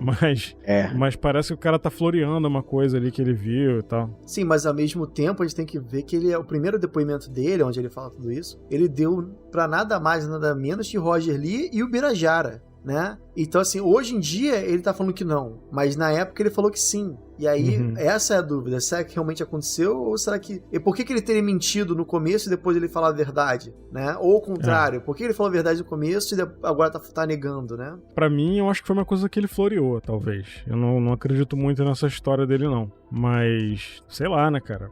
Vai saber. Tem essa questão aí, o Marco você teve lá, né, Marco, falando com ele? Sim, eu tive falando... Você teve um feeling estranho sobre isso, né? Eu achei, assim, a posição dele meio estranha. E como eu já sabia da versão do Roger Lear, que eu não comentei com ele ali no momento, que essa versão foi divulgada depois, inclusive, acho que na revista UF e tal. Aí eu me lembro que, conversando com ele comentou comigo que tinha vindo realmente um médico cientista, só que era da NASA, e que ele falou que fugiu do cara, que saiu de lá com a esposa, ficou umas 2 semanas fora de Varginha. Ou seja, ele começou a encher linguiça, vamos dizer assim, o termo popular, sabe? A tirar o dele da reta e falar umas outras coisas que não tinha nada a ver. Mas o interessante que eu achei é que depois que eu estive lá, o ufólogo Tiago Tichetti, ele recebeu uma mensagem, inclusive na época tinha me enviado print, de uma parente desse médico mesmo, falando, olha, eu sou fulana de tal, eu sou prima do médico tal, realmente o caso é real, vocês estão no caminho certo, alguma coisa assim que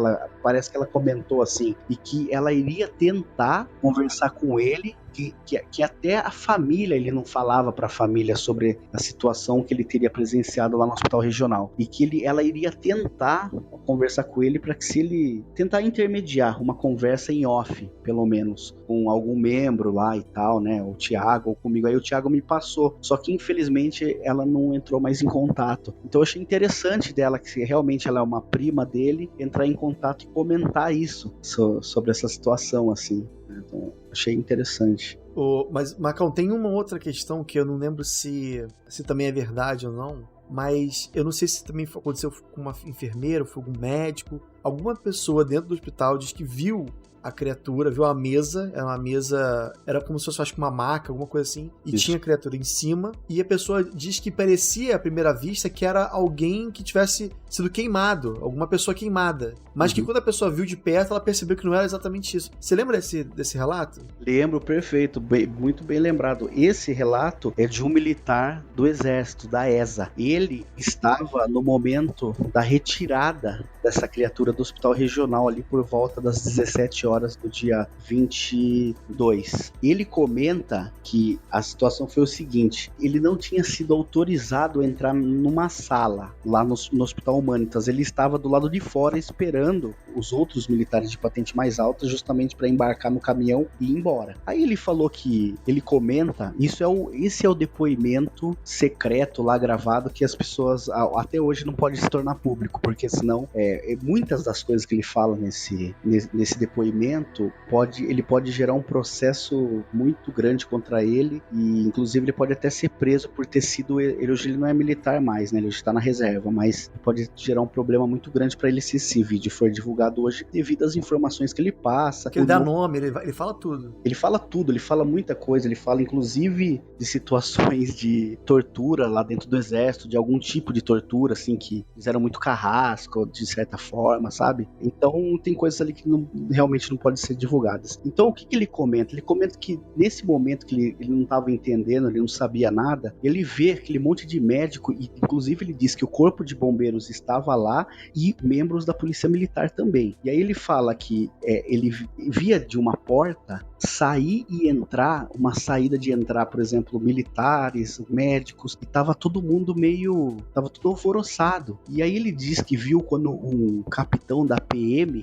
saiu e tava com a mão na boca, assim, e tava meio desnorteado, sabe? Tava assim, o cara disse que tava meio desnorteado, andando pra lá e pra cá. Ele ficou curioso, né? E aí ele viu que tava todo mundo, podia às vezes entrar ali, que tava liberado, era só o militar. Ele com farda pegou e entrou na sala. Aí ele comenta, no momento que ele entra na sala, ele vê vários médicos em volta de uma maca. Aí ele vê o comandante dele, que era o Olímpio Vanderlei. Tinha também o Tibério, que era na época o capitão na época o Tibério, né? E entre outros ali militares que foram mencionados na época. Aí ele tá ali, aí ele disse que na hora que ele olha de longe, ele vê como se fosse de um joelho até o pé. Ele fala que parecia um homem queimado. Ele fala que na hora que ele viu, ele falou, nossa, aquilo ali parece um homem queimado ou um bicho queimado na cabeça dele. E aí foi no momento que ele comentou com a gente recentemente que o capitão dele, que era o capitão Ramírez, veio e falou assim pra ele, fulano de tal, o que você tá fazendo aqui? É pra você esperar lá fora. Então foi sem querer que ele avistou isso. Ele já saiu lá pra fora. E o colega dele, que estava com ele militar, que viu, que chegou a ver no momento que daí o que aconteceu? Ele comenta que daí ele ficou olhando lá de fora, foi no momento que eles fecharam, lacraram a caixa, aliás, colocaram assim, amarraram com um saco plástico, né, dentro desse caixote de uma caixa. Aí é um outro vídeo que foi gravado desse colega dele, que comenta, pra resumir bem, ele fala que já estava em cima do caminhão a caixa, aí vem um médico, um outro médico, tira aquele saco plástico de cima, né, e aquele cheiro muito forte de amoníaco. E aí foi quando ele tava atrás do caminhão, assim, na caçamba, ele olhou, ele viu quando ele destampou e viu a cabeça da criatura, as 3 chifres, que ele descreve no vídeo, e disse que no momento, ele não sabe se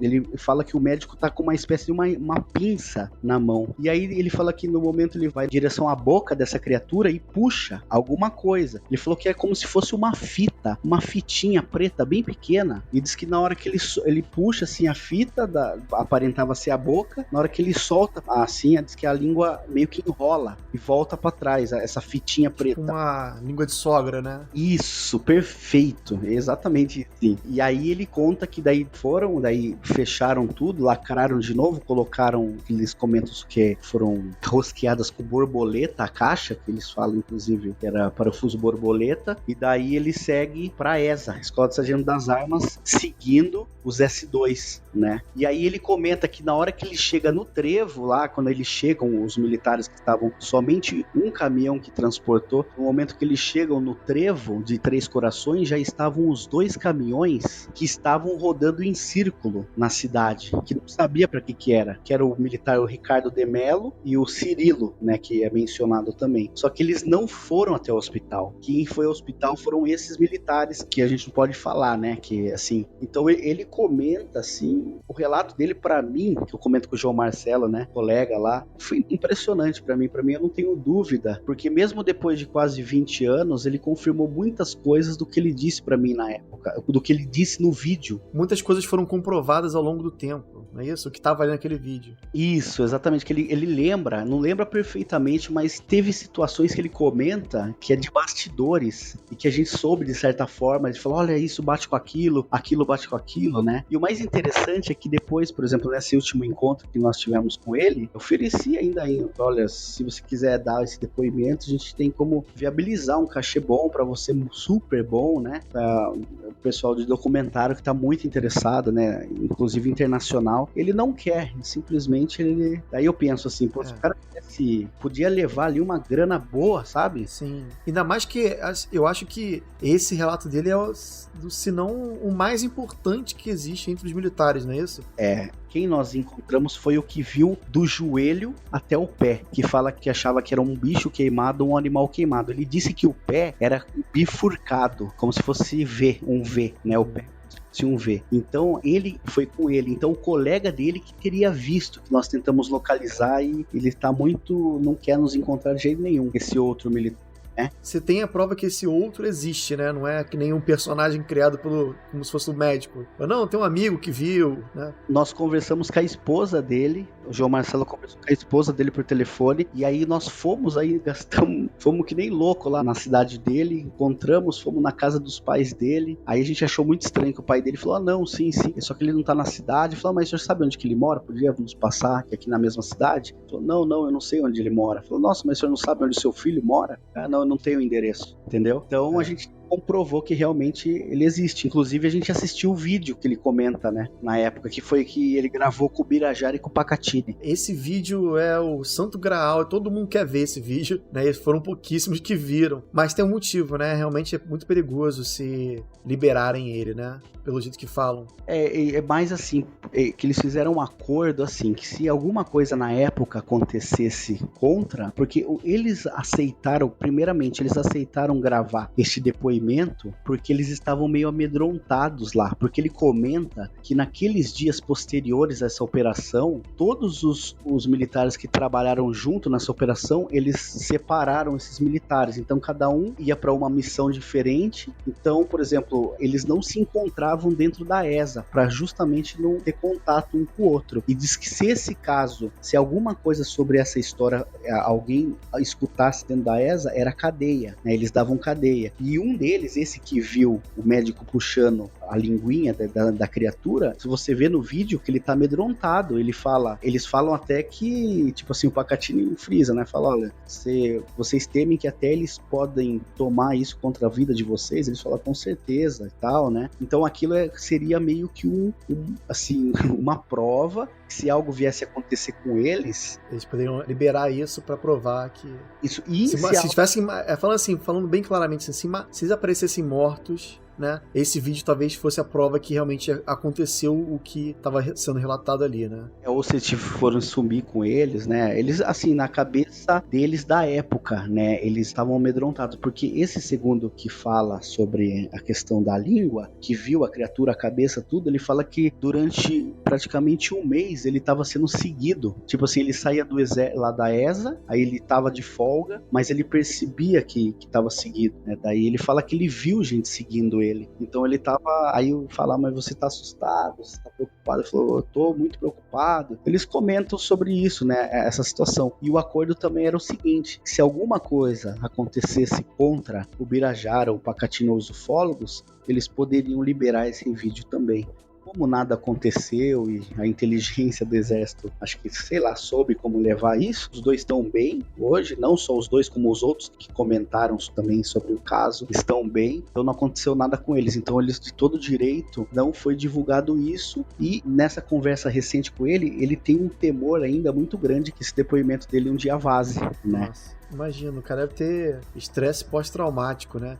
Assim, é bom de deixar bem claro para as pessoas que estão ouvindo que muita gente, às vezes, eu escuto falar assim, mas se fosse eu investigando, faria alguma coisa diferente.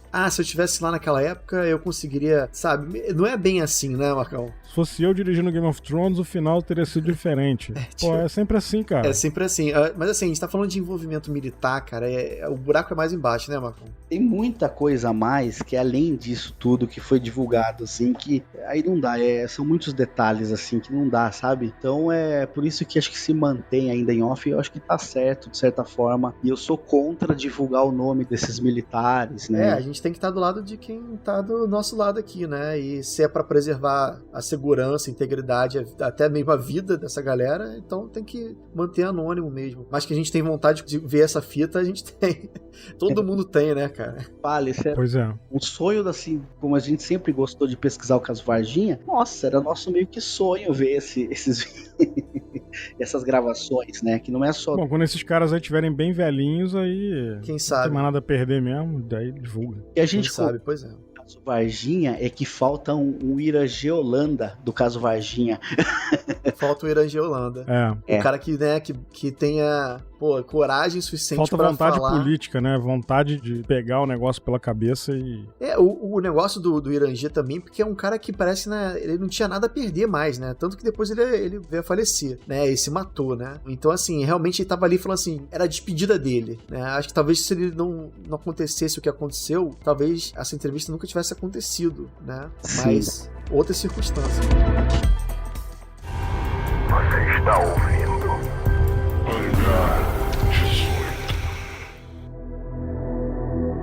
Marcão, eu queria voltar um pouco nas meninas, se possível. Com certeza. Eu queria saber qual que é a sua visão delas com relação ao caso. Eu tô perguntando isso porque eu vejo muito, assim, a opinião das pessoas sobre esse caso, né? Então, tem muita coisa que desacreditam delas, porque algumas delas estão cobrando dinheiro pra falar e tal. E assim, na minha humilde opinião, eu acho o seguinte, eu acho que caso elas tenham visto realmente alguma coisa desse tipo, né, uma coisa de fora da Terra, ou demônio, que seja, eu não acho que o fato delas pedirem dinheiro pra falar seja um problema, exatamente. Eu vou dizer por quê, cara, porque elas não são ufólogas, elas não... E assim, cara, as pessoas, no final das contas, precisam de dinheiro, né, isso aí é uma coisa da vida. Então eu acho meio injusto, assim, condenar o relato delas por essa questão de grana, assim. O que eu acho que é totalmente diferente de um pesquisador pedir dinheiro pra revelar uma coisa. Aí eu já acho que é... Acho um pouco bizarro. Mas enfim, eu tô perguntando isso até porque tem muitas histórias delas que acabam vindo, né? Teve uma que eu vi há bastante tempo atrás, inclusive, que eu queria saber de você se aconteceu de fato, ou se é só história, de que uma delas teria recebido a visita de um agente, que teoricamente seria um MIB, né? Um Men in Black. Tem essa história correndo aí, já não é de hoje, né? Tem muito tempo. Sim. Eu quero saber de você, o que você acha delas, assim, das três. Você teve a oportunidade de falar com as três, né? Sim. Ou não, só com a Kátia? Graças a esses últimos anos, né, ter ido lá e peguei de certa forma uma amizade com ela. Sempre quando eu vou lá, eu vou na casa da Dona Luísa, né? E assim, o que eu vejo nelas hoje, assim, umas meninas foram muito guerreiras. Na época, elas eram muito novas, então elas foram exploradas ao máximo de todos os meios de comunicação, e na época elas quase não ganharam nada. Elas meio que nem pensavam nessa questão de cachê. Então, inclusive a Dona Luísa comenta comigo que ela ficava muito brava, assim, perturbou muito, porque era dia e noite que não saía repórteres e curiosos de frente da casa dela, até um dia que ela saiu correndo atrás de um dos caras que era do Cacete Planeta, com uma panela na mão que ela queria dar na cabeça do cara, porque o cara não parava de ficar lá enchendo o saco lá na porta da casa delas, e as meninas com aquele trauma na época, imagina, com 14 e 16 anos, né, ainda, as pessoas fazendo muita chacota delas, né. Pois é, elas foram em vários programas de TV, né. A TV aberta explorou isso aí na época exaustivamente, né, cara. E de todos os países vieram, nossa, que eles comentam, falam que veio do Japão, da Rússia, veio americanos, da Inglaterra, veio de muitos países, da China, então eles falam que foram muitos, né, e de certa forma, na época, elas não ganharam, elas foram meio que exploradas. Então, eu acho que com o passar do tempo, elas colocaram na mente delas assim, pô, se todo mundo, a nossa história sai, a gente tem que ficar prestando, né, esses depoimentos, ficam nos enchendo o saco, porque, inclusive, a Kátia, ela comentou, que eu achei uma coisa muito chata, ela foi mandada embora de um emprego dela, de tanto que os outros... às vezes quando dava aniversário do caso, Varginha, as pessoas irem lá para querer fazer reportagem com ela e sempre atrapalhar ela no horário de trabalho dela. Então ela disse que teve problemas com o trabalho devido a essas questões. Então hoje nada justo elas acham de cobrar perante ao tempo, porque por uma gravação dessas, às vezes elas perdem um dia, né, um dia de trabalho, que não é assim tão rápido, sempre tem as edições que vocês sabem e tal. Então é nada mais justo de que elas recebam por isso, já que a televisão ou o documentário que forem exibir vão ganhar muito mais. Exatamente, cara. É exatamente isso, porque é o que eu falei, cara, elas precisam de dinheiro, as pessoas precisam de dinheiro pra viver, pra comer, né, que seja. Exato. Então, se estão usando essa questão aí pra ganhar dinheiro, numa questão comercial, por que elas não podem ganhar alguma coisa, né? Exato. Então, eu não acho que isso aí deve invalidar o que elas passaram, não, cara. Sabe? E elas têm assim, de certa forma, você vê até na expressão delas, por exemplo, você tá conversando normal, outros assuntos ali, elas estão sorridentes. Quando alguém vai e volta no caso, até para um psicólogo que analise, você vê a expressão do rosto das três mudam. Tipo assim, elas é meio desgostoso, assim, ao meu ver, né, de elas voltarem a falar, porque eu me lembro que a primeira vez que eu consegui o contato com elas, que foi para gravar justamente pro Chasing UFOs lá pro National Geographic, pro James Fox, foi muito difícil, tem que ter um jogo de cintura muito grande para que elas aceitassem voltar no terreno baldio lá para gravar lá dentro. E a Kátia, eu me lembro que foi a que mais sofreu, assim, de certa forma, no momento que a gente tava no set de gravação dentro do terreno baldio, né, tava os três americanos lá, que eram os apresentadores, né, a Kátia,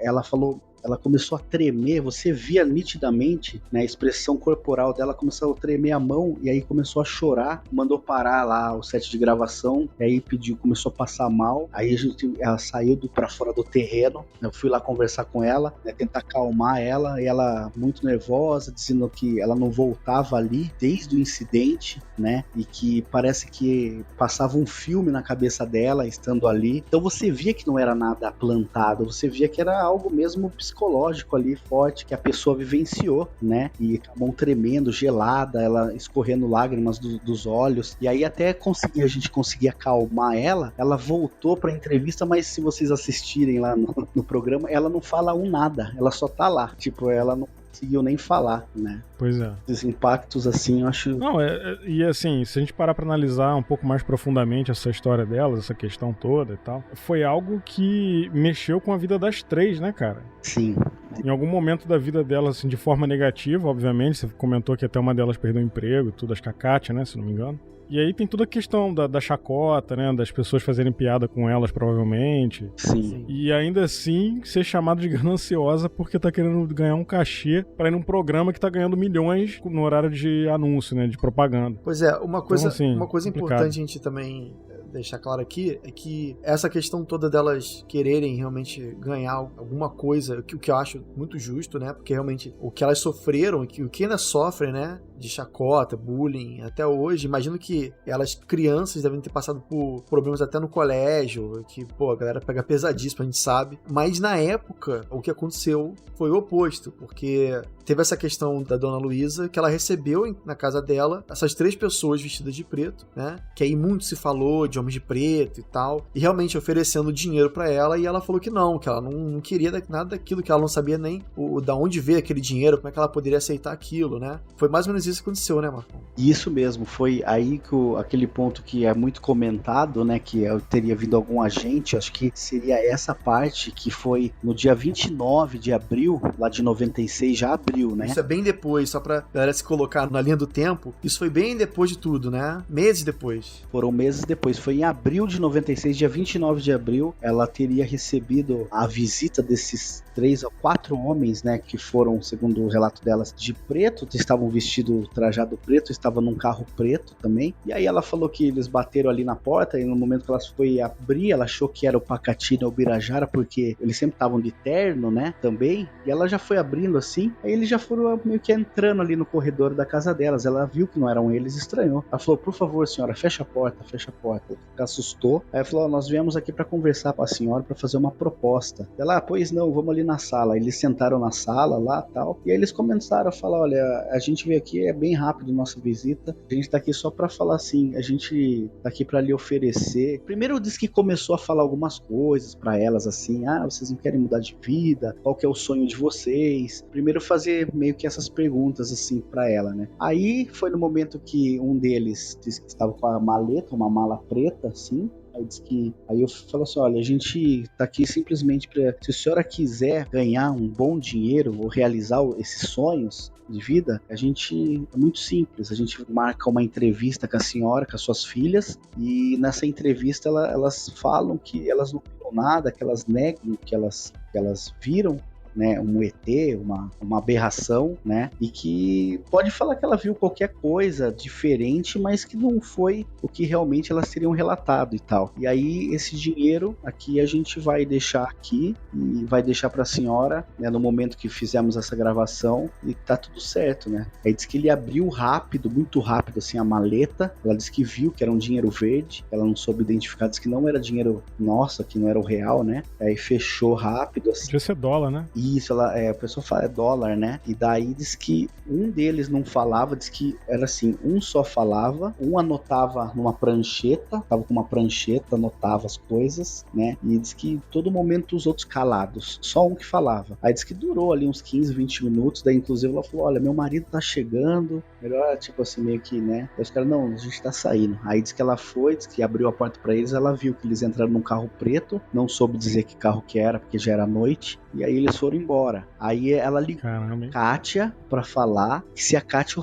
quisesse o dinheiro, que daí eles iriam ligar depois pra saber. E tanto que ela confirma que eles ligaram. Ela falou, não, a gente não quer saber de nada disso, porque eu nem sei o que foi que minhas filhas viu, né, que ela fala bem assim. Eu nem sei o que minhas filhas viu, ninguém sabe se é ET, se é demônio, né, você vê aquela, né, sinceridade da pessoa, né. Ela não pode desprovar nada, porque não foi ela, né.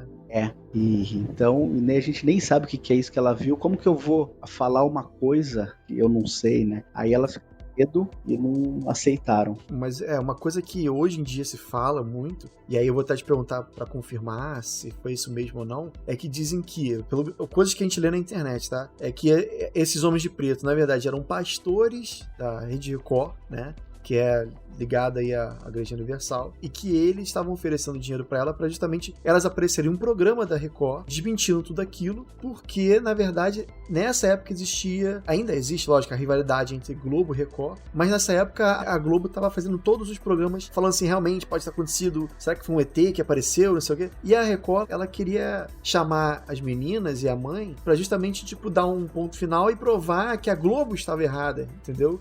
Eles iriam ganhar primeiro um conteúdo ali, tipo, inédito, né? Uma matéria, assim, de primeira mão, falando que as meninas falam que não aconteceu nada e, ao mesmo tempo, desprovaria o que a Globo estava tentando provar, né? Que realmente aconteceu uma coisa esquisita. Daria um baixo na situação e, com certeza, levariam aí um ibope muito grande, né? Mas eu te perguntar isso, Marcão, é isso que eu tenho lido na internet. Você acha que foi isso que aconteceu mesmo? Olha, sinceramente, esse ponto de vista é muito relevante. Vários ufólogos aí que, inclusive, estiveram lá acreditam nessa hipótese. Não dá pra saber se era, mas eles acreditam que realmente eram ali membros da Record que tentaram justamente fazer isso que você disse, para desmoralizar a Globo, porque na época quem deu todo o suporte na Rede Globo, que ficou muito interessado e que estava lá em Varginha, viu o depoimento dos militares, conversou com um deles e ofereceu um dinheiro alto, muito alto, foi o Petri, né? O Petri, ele era o diretor do Fantástico na época do Fantástico, então ele estava lá sempre no Birajara, ele mesmo que disse que até houve uma briga dentro do Fantástico na época, porque ele falou que ele iria passar os programas, tinha gente que não queria lá dentro que rolasse aqueles outros programas do Fantástico da época, sobre o caso Varginha, e ele botou, tipo assim, a cabeça dele, assim, né, a bater lá, Fantástico, e disse que ia passar, justamente porque ele acreditava muito, que ele viu com os próprios olhos dele e sentiu nas testemunhas que realmente algo muito forte tinha acontecido lá. E segundo esse mesmo militar que nós conversamos e que gravou em vídeo no passado, os ufólogos, ele comenta que o Petri ofereceu para ele, na época, um valor muito alto e diz que tiraria ele até do Brasil, se fosse preciso, colocaria ele em Miami. Cogitou-se de mandar ele para Miami se ele concedesse uma exclusiva de rosto aberto e que daí eles meio que protegeriam ele, de certa forma, e mesmo assim ele não teria aceitado, né? E que isso que ele comentou com nós agora recentemente, né? E diz que houve de fato essa questão. Agora, quanto aos homens de preto, aí fica uma dúvida, uma incógnita, né? Tem gente que acha que é impossível, que teria sido os pastores ali, talvez a Igreja Universal, alguém coligado à Record, mas é uma situação, é um caso muito plausível, né? Que poderia ser eles. Aí é duro. É duro. Sinceramente, às vezes eu acredito que poderia ser alguém da Record mesmo. E tem hora do momento que você vê o relato dela contando sobre a língua inglesa. Diz que em algum momento um deles lá teria comentado alguma coisa que não era língua portuguesa. Então fica nessa pulga atrás da orelha. Será que eram então os MIBs, né? É. Realmente. Mas, Marcão, vamos finalizar então por aqui, que a gente ainda tem muita coisa pra falar ainda, né? A gente pode dizer assim que a gente chegou mais ou menos na metade, vai.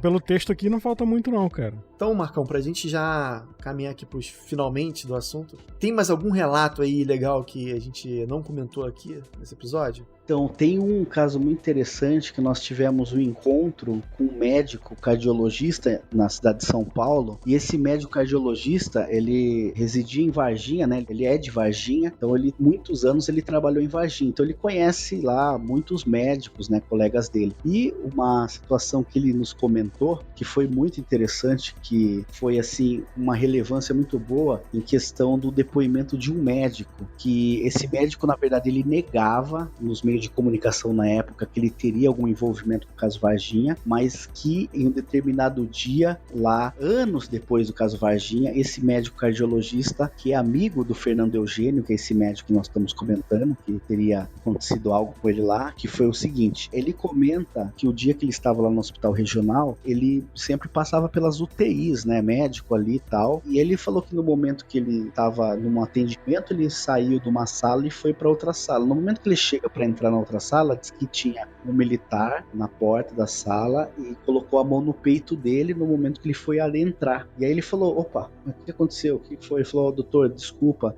o senhor não está autorizado a entrar aqui. Ele falou, mas como assim não estou autorizado a entrar? Eu sou médico daqui, sou inclusive chefe do setor tal. Eu disse, não, o senhor não está autorizado, desculpa, não é nada com o senhor, é questão de segurança nacional. Aí disse que ele olhou assim para dentro da sala, ele falou que viu a maca, ele disse que viu um pé, e ele fala pé bifurcado também, que o cardiologista nos conta, que esse Fernando Eugênio teria confidencializado a esse cardiologista que ele teria visto um pé bifurcado, uma enfermeira ao lado e uma outra pessoa que ele não reconheceu que era do hospital, que estava ali próximo a essa maca. E ele não conseguiu de adentrar para essa sala, eles não permitiram ele entrar. Essa situação, na verdade, que ele teria visto o pé também muito parecido com o relato do militar, né? Sim. Então é isso que a gente acha interessante. E essa questão de pessoas diferentes falando a mesma coisa, né? Eu me pergunto até como é que isso é possível, né?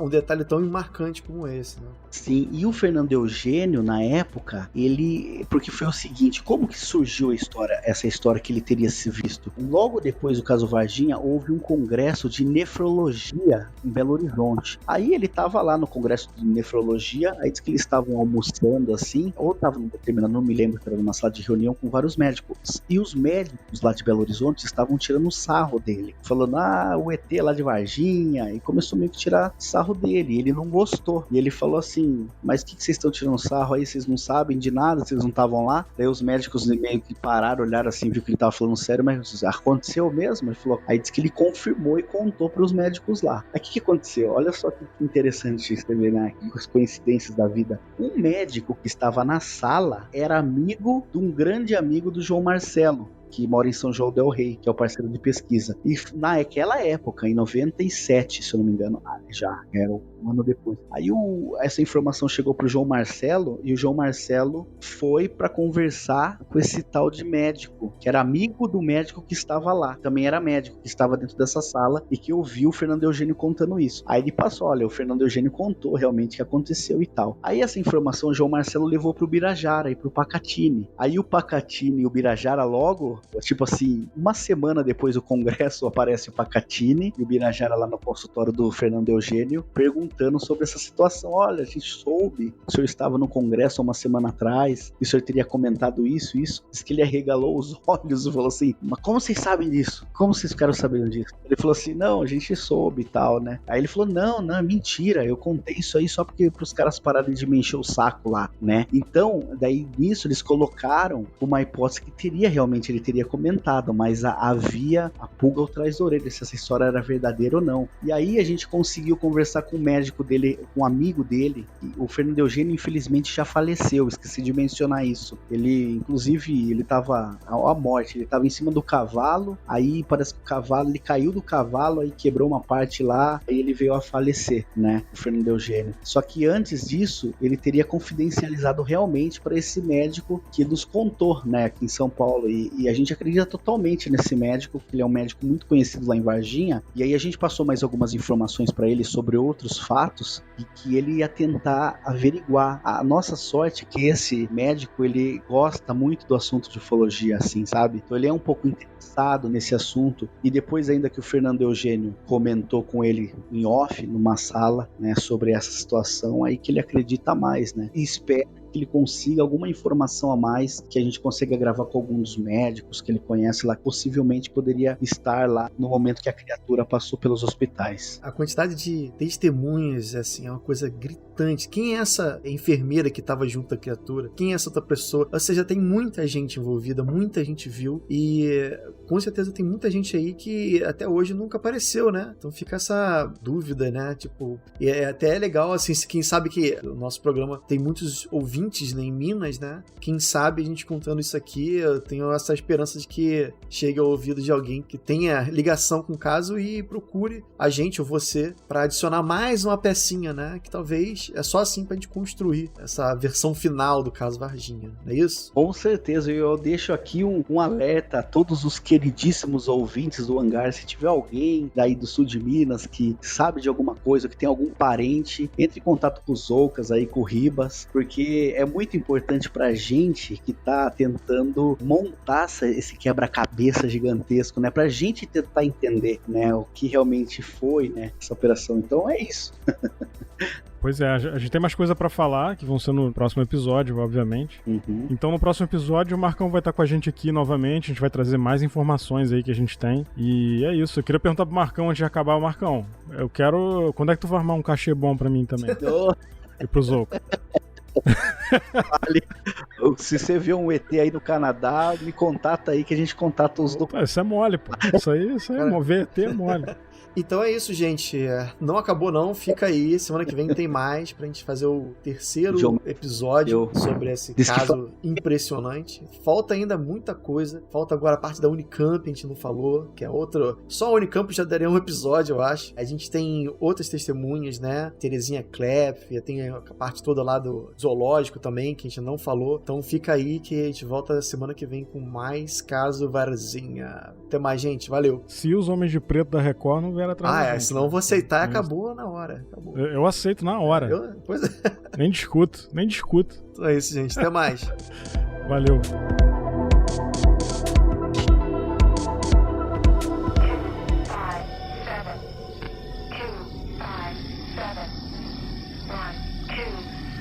Hangar 18.